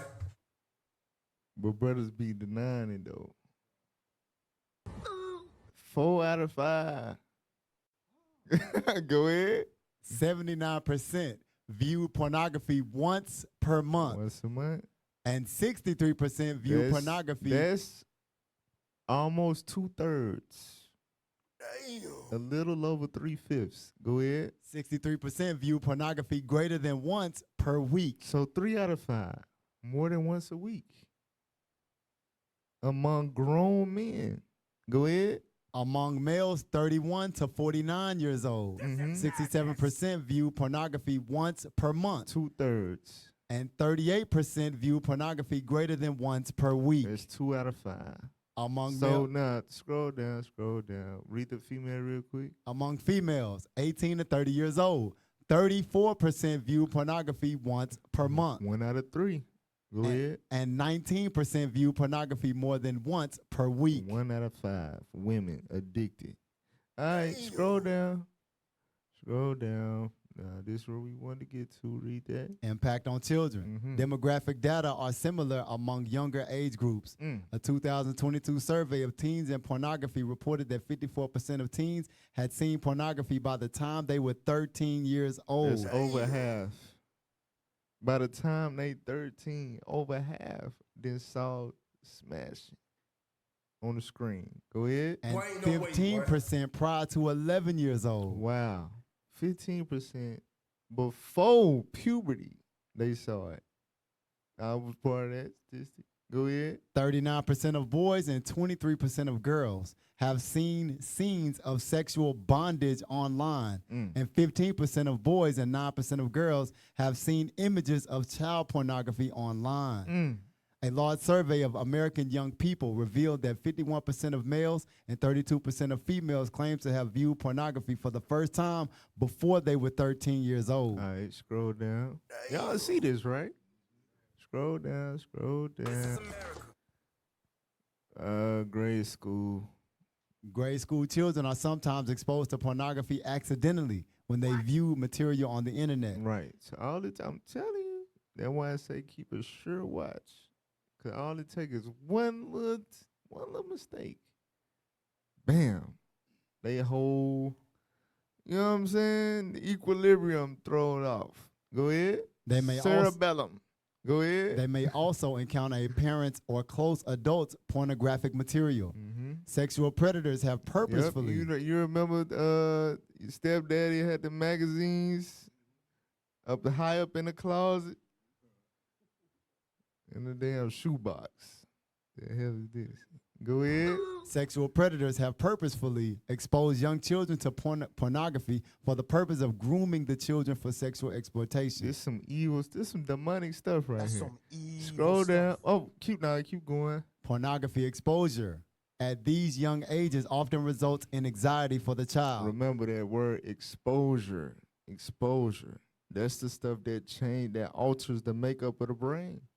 Go ahead. That's why they start dealing with anxiety. Come on. Children also report feelings of disgust, shock, embarrassment, anger, fear, and sadness after viewing pornography. Damn. Read. These children can suffer all the symptoms of anxiety and depression. Come on. They may become obsessed with acting out adult sexual acts that they have seen, and this can be very disruptive and disturbing to the child's peers who witness or are victimized by this behavior. All right, scroll down. In some, children exposed to pornographic material are at risk for a broad range of maladaptive behaviors and psychopathology. Psychopathology. Psychopathology. Porn creates psychopaths. Sheesh. Don't fall for it. So that's children, formative years. All right, go down to adolescence. Impact on adolescence. A 2016 survey of a large Catholic high school in the U.S. revealed that 49% of the boys stated they viewed pornography at least once per week. You can't make this up. So half of the boys at the Catholic school addicted to porn. What the hell is this? Come on. In 2018, a survey of teens reported that 27% of them had received text with pornographic material. That's wild. Scroll down. Scroll. This is It found that. It found that the average age of pornography exposure was 12 years old. Come on. 58% of the teens reported that they had seen pornography online by accident, and 44% said Almost half. 44% said they accessed pornography on a school-issued device. But y'all still sending these kids to public school. You stupid as hell. Okay. All right. Go ahead. 1/3 of the students said they had seen pornography on social media apps. A total of 73% of teens affirmed that they consume pornography, and 67% of the girls said that they intentionally sought out pornography. You can't make this up. All right, scroll down. Pornography use is resulting. Pornography use is resulting in antisocial behavior for adolescents. Among juvenile criminal offenders, there is a greater self-report of pornography use among the sex offender adolescents than among adolescents criminal offenders who have committed non-sexual crimes. There are increasing reports of sexual assaults involving both perpetrators and victims under 18 years of age. Scroll down. All right, just keep scrolling. The effect on young adults. Impact on young adults. The effects of pornography exposure upon older So adolescents. y'all get the point. This stuff affect the mental. It put all type of demons on you. Y'all see that? Very, very demonic. And a lot of us, include myself, was a part of them statistics. Am I right? Yes, sir. All right, then. So now, give me the next one. So we talk about this, but I just want to show y'all something. Read that real quick. Music triggers a total brain workout by simultaneously engaging auditory, motor, cognitive, and emotional regions. Right, so music is extremely powerful. Go ahead. Unlike many tasks that use specialized sections, processing music activates nearly the entire organ. The object of music engages your whole damn brain. That's why I'm telling you. Come on. This broad network engagement drives deep psychological, physical, and developmental changes across our lifespan. And music is able to be extremely beneficial. Think about it. And if I ask a grown person, if I ask myself to say my ABCs, I'm going to say it in the damn music. A, B, C, D. Ain't nobody just going to be like, A, B, C, D. You know what I'm saying? You're going to sing it in a little musical term you learn it in. He ain't lying. Because that's an extremely effective way to teach people through music, because it activates the whole brain. That's right. Go to the next joint. The next screenshot. Widespread brain activation. When sound waves reach your ear, they transform into electrical signals that travel to the brainstem. From there, different components of music are divvied up and analyzed. Auditory cortex decodes pitch, loudness, melody, and rhythm. Limbic system, the amygdala. Y'all remember the limbic system, right? That had BG in there. Bring up amygdala, go ahead. The amygdala and hippocampus manage the intense emotional reactions and nostalgia triggered by a song. Come on. Motor cortex and cerebellum syncs your movements to the rhythm, which makes you naturally tap your foot or dance. That's why you could be in a store, you could be coming from the Sabbath class, in the spirit and all of that, and a wicked ass song might be a damn Christmas song. Get your ass, get the tap and get the groove. It's our anniversary. You get to sing it along. We don't do anniversary. The hell is this? Yeah. Cause your brain can't. It's, you know what I'm saying. That's the message. Go ahead. I'm gonna show y'all something heavy about music too in a second. Go ahead.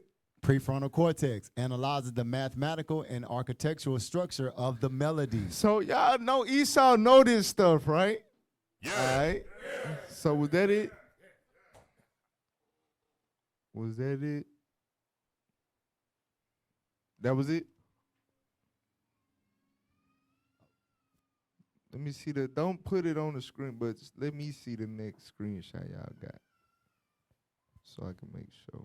I know that ain't it. We already went over that. Give me Daniel 3 and 5. So I showed y'all basically some of the power of music as it pertains to the brain, right? Yes, sir. It basically used the whole organ.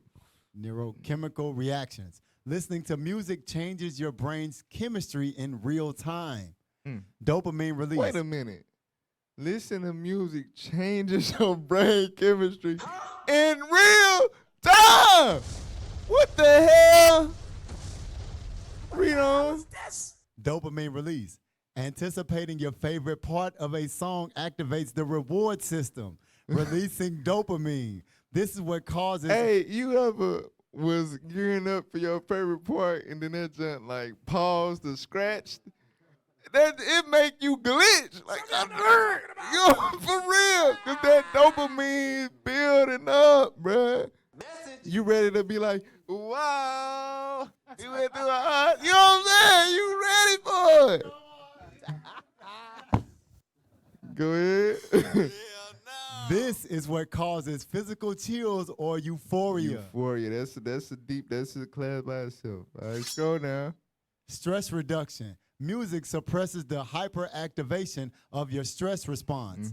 It drops cortisol levels and activates the parasympathetic nervous system to lower your heart rate and blood pressure. And that's why, understand, a lot of people are addicted to music. The thing about music is it ain't gotta be a bad addiction, but most of the music in Babylon is wicked as hell. So they did a study. I was gonna show that too, but for the sake of time, kids listen to music, prefer music over TV and everything else. Like if I put you on an island, you can only have one thing. The number one vote was music. All right? Because of all this stuff that come with it. Now that was it before the subconscious. What was the next? You got Daniel 3 and 5? Yes, sir. Yep, read Daniel 3 and 5. The book of Daniel, chapter 3 and verse 5. Go ahead. That at what time ye hear the sound of the cornet, flute, harp, sackbut. So at the time you hear this music playing, go ahead. Psaltery, dulcimer, and all kinds of music. And all kind of music, read. Ye fall down and worship the golden image that Nebuchadnezzar the king have set up. So in ancient Babylon, they used music to influence people into idolatry. Just like, you know, you hear that damn national anthem. You know what I'm saying? There's some evil in that thing. That's some evil stuff. But Babylon used music to influence idolatry, which is demonic. Put that on the screen. This how it go, though. This how it's used. Watch this. Subconscious reprogramming and beliefs. Subconscious. Watch this. Passive affirmation. When you leave background music running while working or driving, your conscious focus shifts away, but your subconscious continues recording. Watch this part. Scroll down. The lyric trap. Repeatedly listening to toxic, depressing, or aggressive lyrics means your subconscious absorbs them as personal affirmations. So wait a minute. That's how so many good, athletic, smart boys turned into Chief Keef. King Von. Amen. They started to internalize that. I'm a savage. You know what I'm saying? This is what I am. Read. Over time, this can secretly shape your self-image or expectations. Through the subconscious, music, lyrics. Do this. It shape your self-image and expectations. This is crazy. Go to the next one. Y'all ain't watch this. The neurological backdoor. The neurological what? Backdoor. Back door. Don't leave that back door open. Come on. bypassing the prefrontal cortex. So music is able to bypass the prefrontal cortex. That's where your logic at. That's where your decision making at. They could be like, nah, this wicked. Nah. You know what I'm saying? Music able to bypass that. Watch this. Music reaches the limbic system, Immediately. Go ahead. the emotional engine room featuring the amygdala and hippocampus, And the BG. Go ahead. faster than the executive brain can process Y'all it. see that? Faster than your brain can process it. It's already in the subconscious. Esau know this stuff, man. Are you serious? Go ahead. Neurochemical automation. Uh-huh. Without your conscious permission, catchy or moving rhythms cause the brain to instantly release dopamine. Instantly release dopamine without your permission. Discipline can't do nothing about it. That's some the bewitching the naughtiness. You damn right. Go ahead. Oxycontin. I- Oxytocin. Hey, that's a song too. That was a wicked ass song when I was growing up. Niggas would listen to, and they was good kids. They listening to Lil White, Oxycontin, and turning the damn pill heads and shit. For real. But that ain't Oxycontin, those eyes. That's Oxytocin. Yes, sir. Yes, sir. Which deal with Oxytocin. bonding. Remember, I showed a clip. It was Terrence Howard. He explained how, yes, music registered in your DNA. It stores itself within your damn DNA, dog. Damn. You can hear a song you ain't heard in 25 years, and you 27, and it come on, you start singing it, word for word. That's witchcraft, bro. That's a crazy word. I don't get it. Bonding, go ahead. And cortisol reducing chemicals. That's why I be so addicted. All right? So now, whew, go to Ephesians 4. You finna say something? This is not a drill. This is not only is it in the scripture, but he's showing you the friendly neighborhood white man is telling you when the scripture says evil communication corrupt good manners, these are proven facts. That's right. That's why we gotta especially protect not only ourselves but these children. Cap, you was talking about the pruning phase where that during adolescence, your brain is basically recompositioning itself, but your limbic system is still fully active. So it's like having your foot on the gas pedal while changing your brakes at the same time, because your prefrontal cortex ain't developed yet, and that's what you need for cognition and decision making. So imagine you don't have no brakes, but you all gas. That's why Esau targets our children with the music. This is the most vulnerable time that they're in. They get right to the brain that they need. So we gotta definitely be mindful of this thing. That's why teens, they be glitching.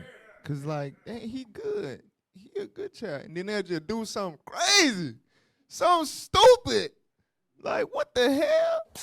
Going back to what you were just bringing out. You stupid. So go to Ephesians 4:22.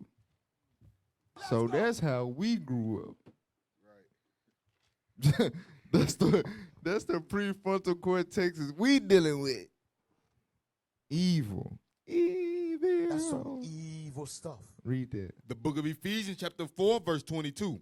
That ye put off concerning the former conversation, the old man, which is corrupt according to the deceitful lust. Right. We was corrupted according to the deceitful lust. Going back to Ephesians 2, we walked according to the course of this world. This is what we was taught. This is how we was raised. This is how we was nourished. But watch this, though. And be renewed in the spirit of your mind. So wait a minute. You telling me the Bible say you can make it to your 20s, 30s, raised by the devil, but you can be renewed in the spirit of your mind? Really? You don't believe the Bible? Look at the white man's signs. Put that on the screen real quick. Neuroplasticity is the brain's Neuroplasticity. Neuroplasticity. Come on. Neuroplasticity is the brain's ability to change, The brain's ability to change. Read. grow, and reorganize its structure and connections throughout your life in response to learning, new experiences, or recovery from injuries. So neuroplasticity is a real thing. Watch this, scroll down. How it works. Synaptic plasticity. Existing connections between brain cells get stronger when used often or weaker when ignored. Or weaker when ignored. Go ahead. Often summarized as neurons that fire together, wire together. Okay, scroll down. Structural remodeling. The brain can physically change its physical shape and grow new pathways or branches to handle new tasks. You see the word new in there. Go ahead. Neurogenesis. Watch this. Certain parts of the brain, like the memory center, hippocampus, can grow brand new brain cells even in adults. Even in adults. So neuroplasticity is a scientific term that expresses how you could have been and made it through all that process and got a full prefrontal cortex, and you can rewire your damn brain. All right? Give me Romans 12:1. The book of Romans, chapter 12 and verse 1. Go ahead. I beseech you, therefore, brethren, by the mercies of God, that ye present your bodies a living sacrifice, holy. So that goes twofold. Put off the old man concerning the former conversation. Kill the old man. And also, you got to be willing to die for this truth, literally. Go ahead. Holy, acceptable unto God, which is your reasonable service. Come on. And be not conformed to this world. Read. But be ye transformed. Be ye what? Transformed by the renewing of your mind. By neuroplasticity.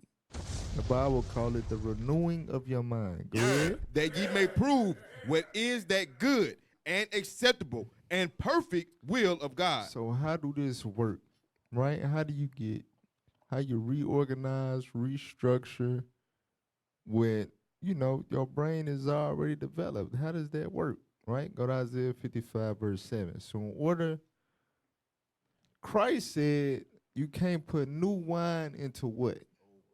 Old bottles.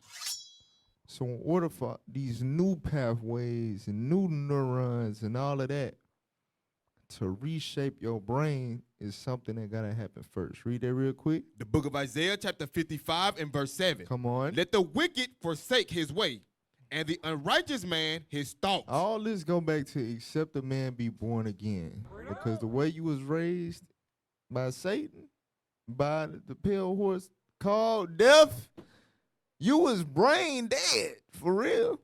You understand? So the way that you thinking, that's dead ass. For real. You got to forsake that old way of thinking. Go ahead. And let him return unto the Lord. And you got to return to the Lord. That's the new thing. You never done that. You never been taught how to turn to the Lord. Go ahead. And he will have mercy upon him and to our God, for he will abundantly pardon. Now go to Joel 2 and 12. So forsake the unrighteous thoughts and turn to the Lord. Watch this. The book of Joel, chapter 2 and verse 12. Go ahead. Therefore also now, saith the Lord, turn ye even to me. So turn ye to the Lord. Go ahead. With all your heart. Watch this. And with fasting. And with what? Fasting. And with fasting. And with fasting. So how do fasting come into play? Give me that screenshot real quick. Watch this. Fasting acts as a mild bioenergetic stressor that triggers a metabolic switch, directly enhancing neuroplasticity. Directly what? Enhancing neuroplasticity. Fasting enhances the renewing of your mind. Come on. The brain's ability to adapt, grow, and reorganize its neural You pathways. can't make this up. Come on. This evolutionary survival mechanism. Bro, the Bible is the book of life. That's right. Come on. This evolutionary survival mechanism optimizes cognitive performance, strengthens synaptic connections, and increases the brain's resistance to injury and disease. All right. Now get 2 Ezra 14:34. I ain't quite done with fasting yet, but Come back to it. 2 Ezra 14:34.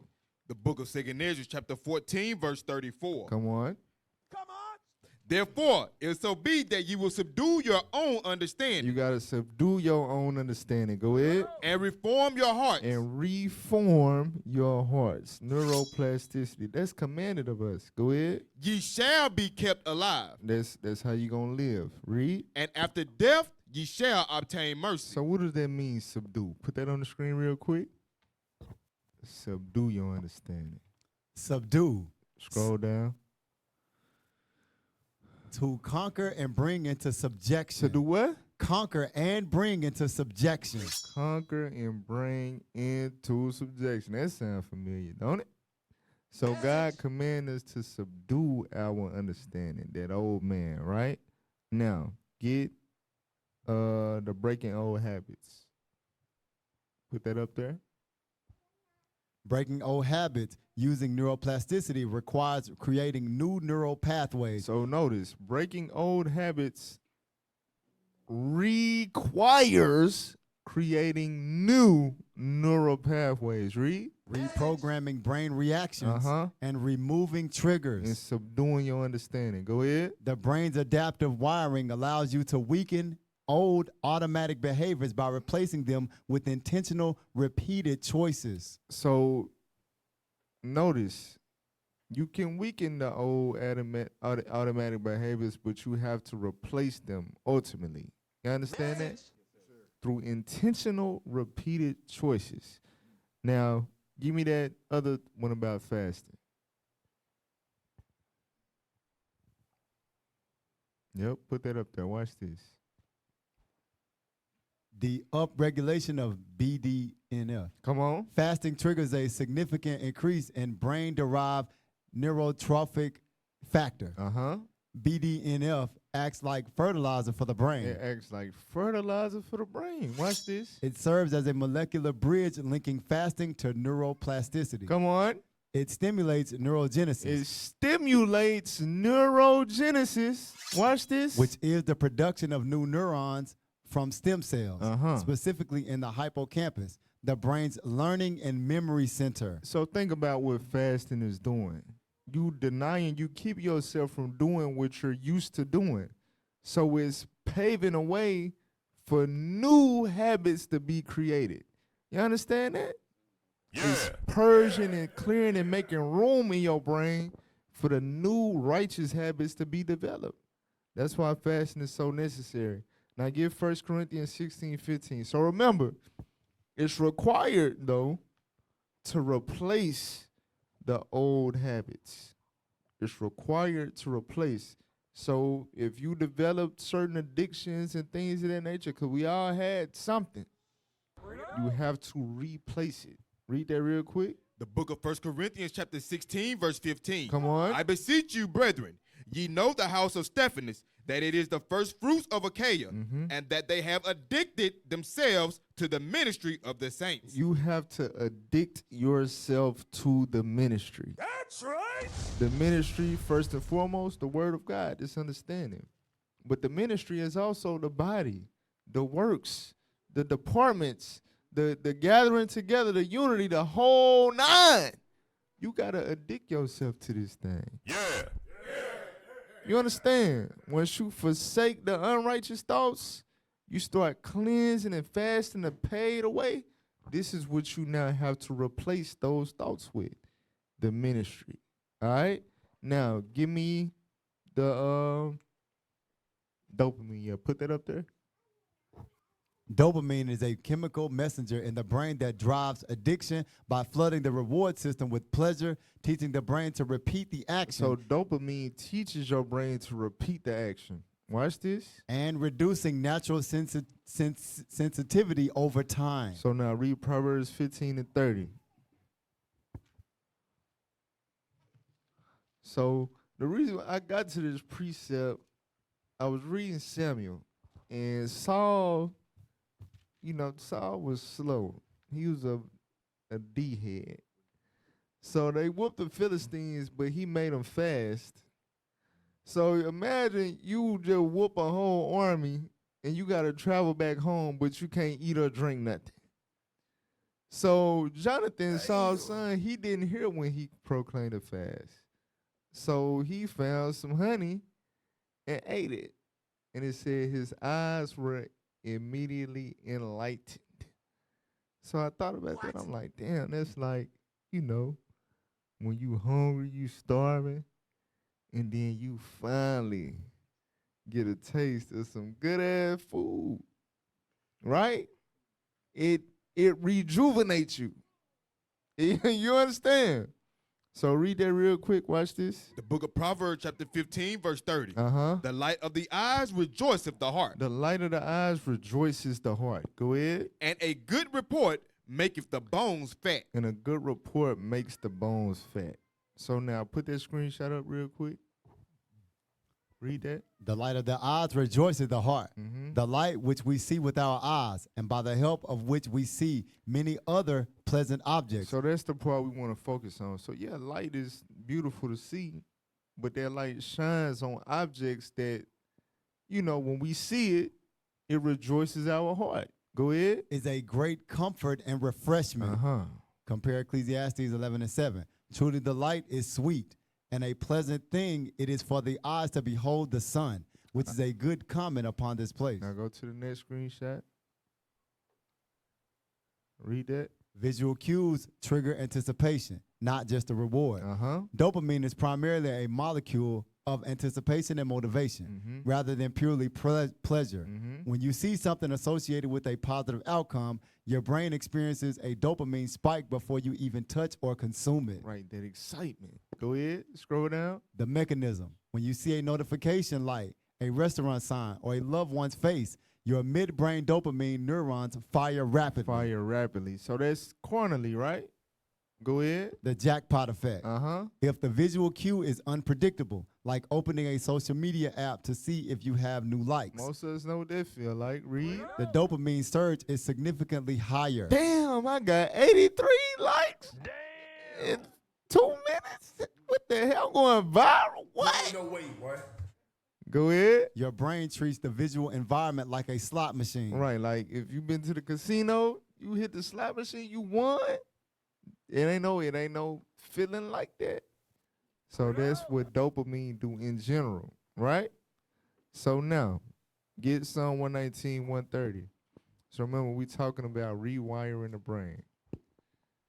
The book of Psalms, chapter 119, verse 130. Go ahead. The entrance of thy words giveth light. Right, the entrance of thy words giveth light. So the same way you see something you like, that you've been without or that you desire, it rejuvenates you, it boosts your spirit.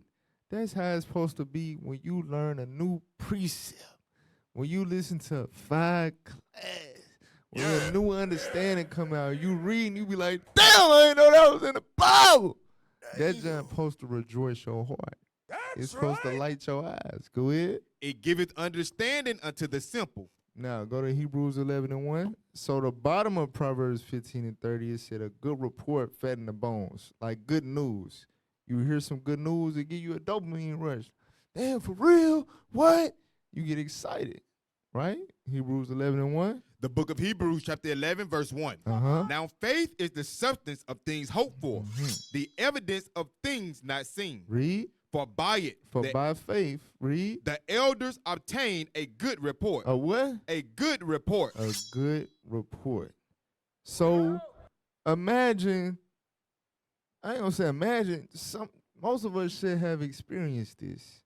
Like you go through something and it builds your faith. You see something, or you see a promo, and we done did something in a country, like when we first saw Bishop and them in Papua New Guinea. You know what I'm saying? Yeah. That stuff fattening our bones. Like, what is true, man? What? We in the damn ends of the earth. Good stuff right now. So the building of the faith, all of that stuff in the world, it was scoring touchdowns and winning bets, and you know what I'm saying? But now we supposed to be rewiring our brain. This is the stuff that's supposed to give us a dopamine rush. All right, go to Psalm 16 and 11. Not Bishop. Damn, I might be prophesying. Lord will one day. Officer Baruch pulled this. I was going over the notes from his class he taught this past Sabbath. I was like, damn, this is a fire precept right here. Shout out to Officer Baruch. Read that. The book of Psalms, chapter 16, verse 11. Uh-huh. Thou wilt show me the path of life. Mm-hmm. In thy presence is fullness of joy. So in God's presence is fullness of joy. Read.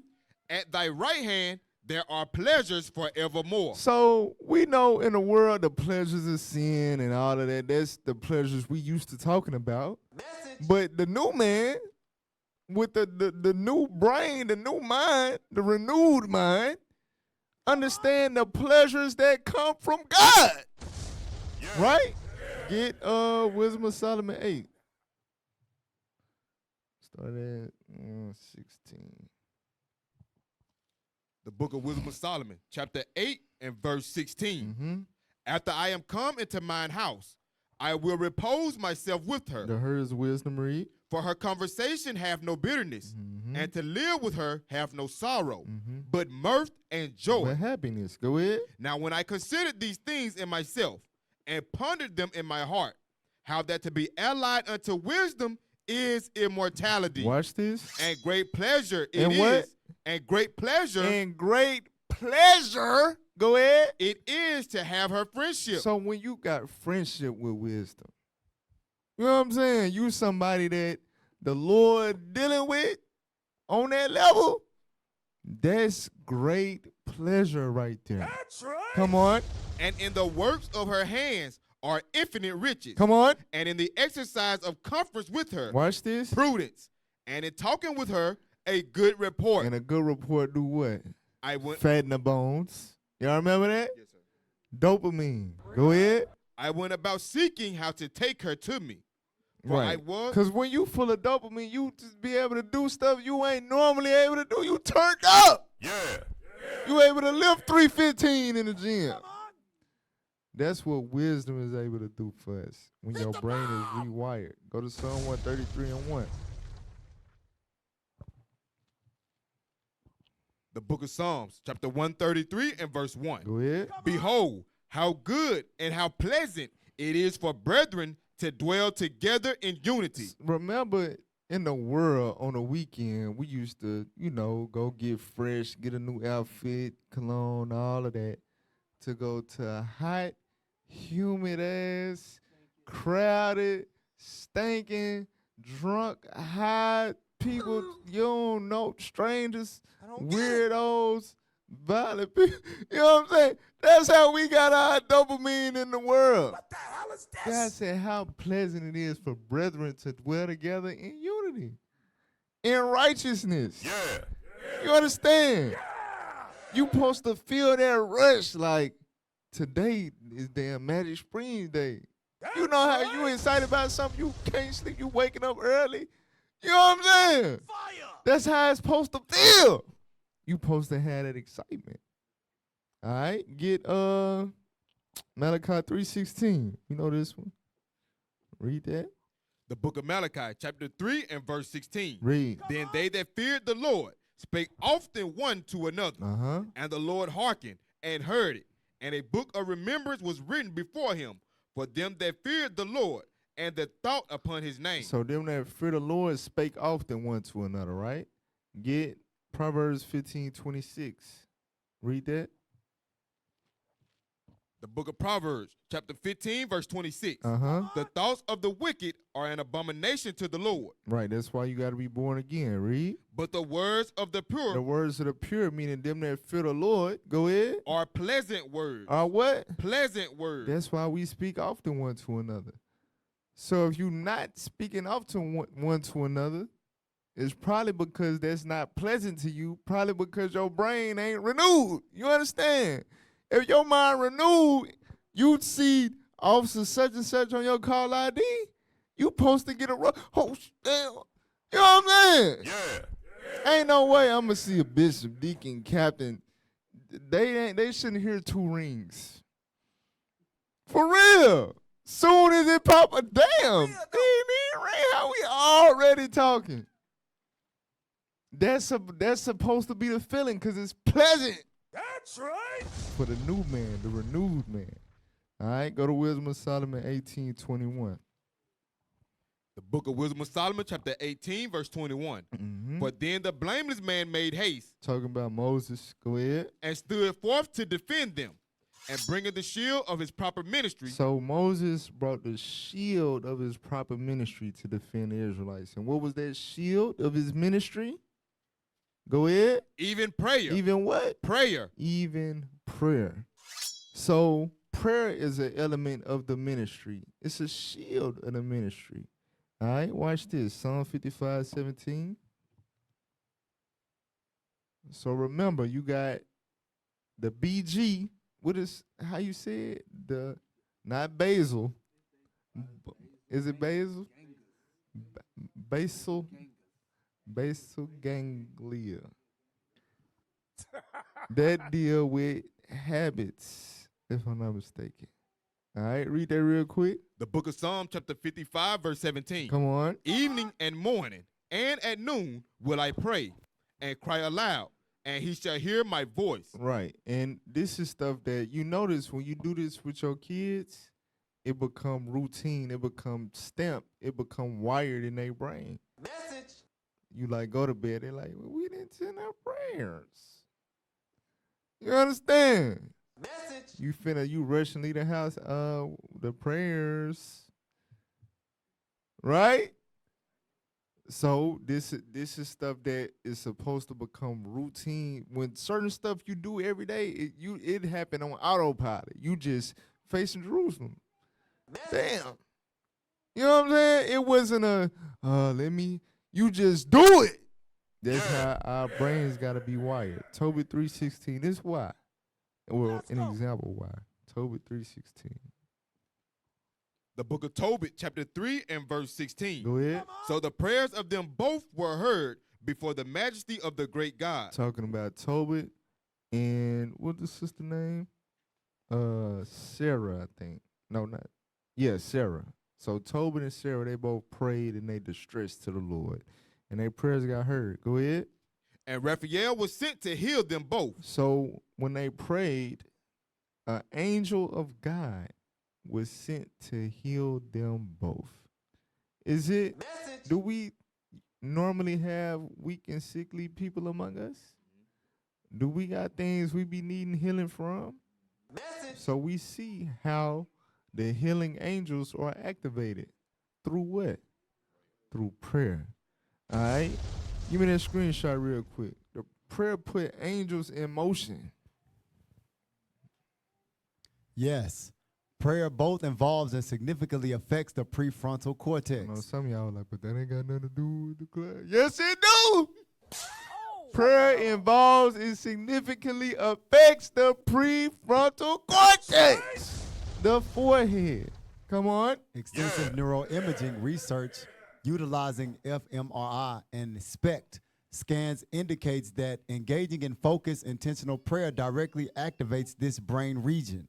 Over time, this consistent mental discipline can alter the brain's physical structure through neuroplasticity. Y'all see that? So that's a part of renewing your mind. Consistent prayer. All right? Couple more scriptures. Go to Sirach 47 and 8. Let's go.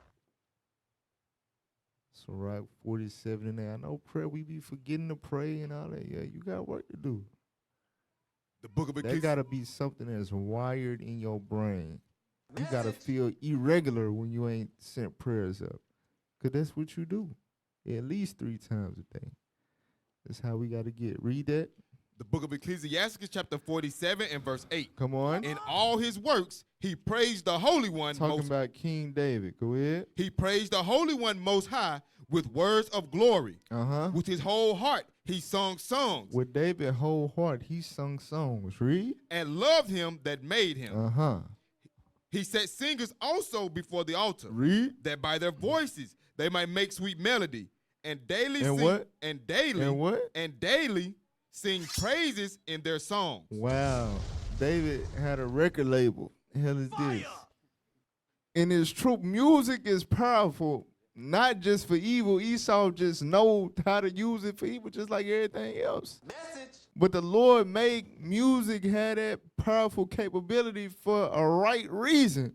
So once we rewire our brain, we gotta, bruh, you know how dopamine work, right? And my mama was like this. I'm like this. I don't know. It might be genetic. When I like a song, I could play it over and over again for a whole week straight. Yeah. So if you got an album and most of it's hard, I'll be good for like 2-3 months. Because I'm going to play different songs out over and over again for days, weeks. You know what I'm saying? But, you know, eventually, I mean, damn, we got, what, 2-3 albums a year? Or we need more. We need more. Music, you got brothers who got the gift of music. Crazy, ain't it?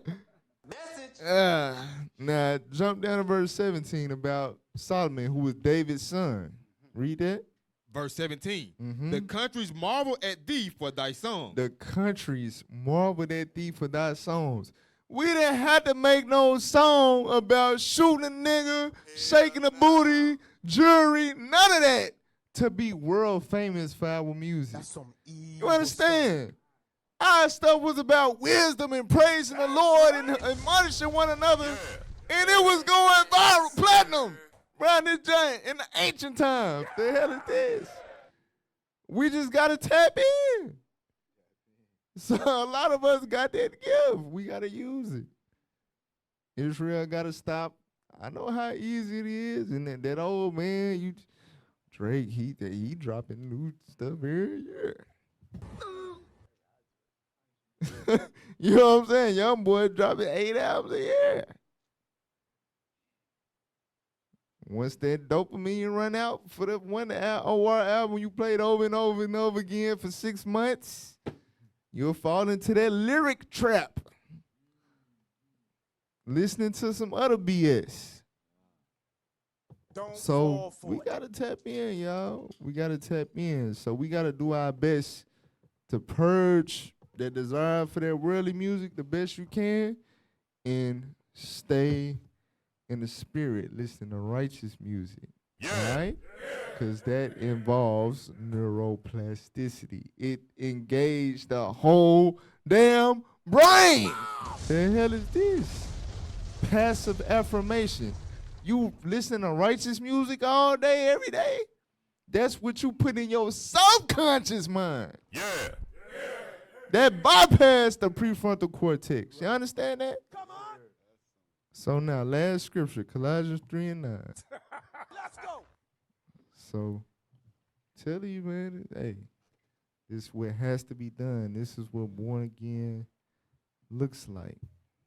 All right, read that. The book of Colossians chapter 3 and verse 9. Come on. Lie not one to another, seeing that ye have put off the old man with his deeds. Right, we put off the old man with his deeds. We forsake the unrighteous thoughts. We ain't dibbling, we ain't meddling with our sins no more. Go ahead. And have put on the new man. And that what? Have put on the new man. Put on the new man. Which is renewed in knowledge. Which is what? Renewed in knowledge. That's neuroplasticity. You understand? That's the rewiring of the brain. That's how you become a new creature in Christ. Rewiring the profane brain. You understand? Come on. After the image of him that created him. Right. After your true Father, the everlasting Father, our Lord Jesus Christ. All right? And his Father.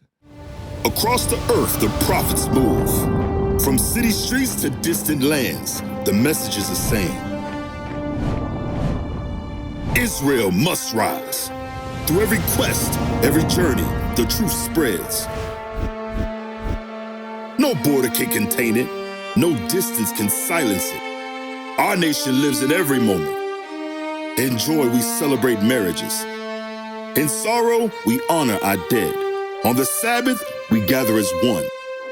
Families rejoicing together, bound by the commandments of God. Yet are we tried. From the stones in Kenya to the hatred in Montana, we endure as a soldier of the Lord.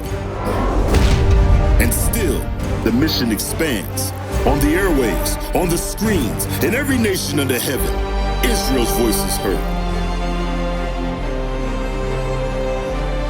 We build our communities. We raise our children in royalty.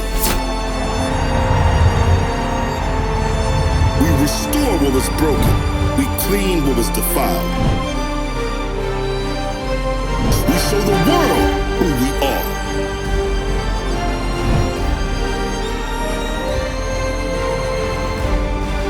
This is Israel united in Christ. Nation in motion.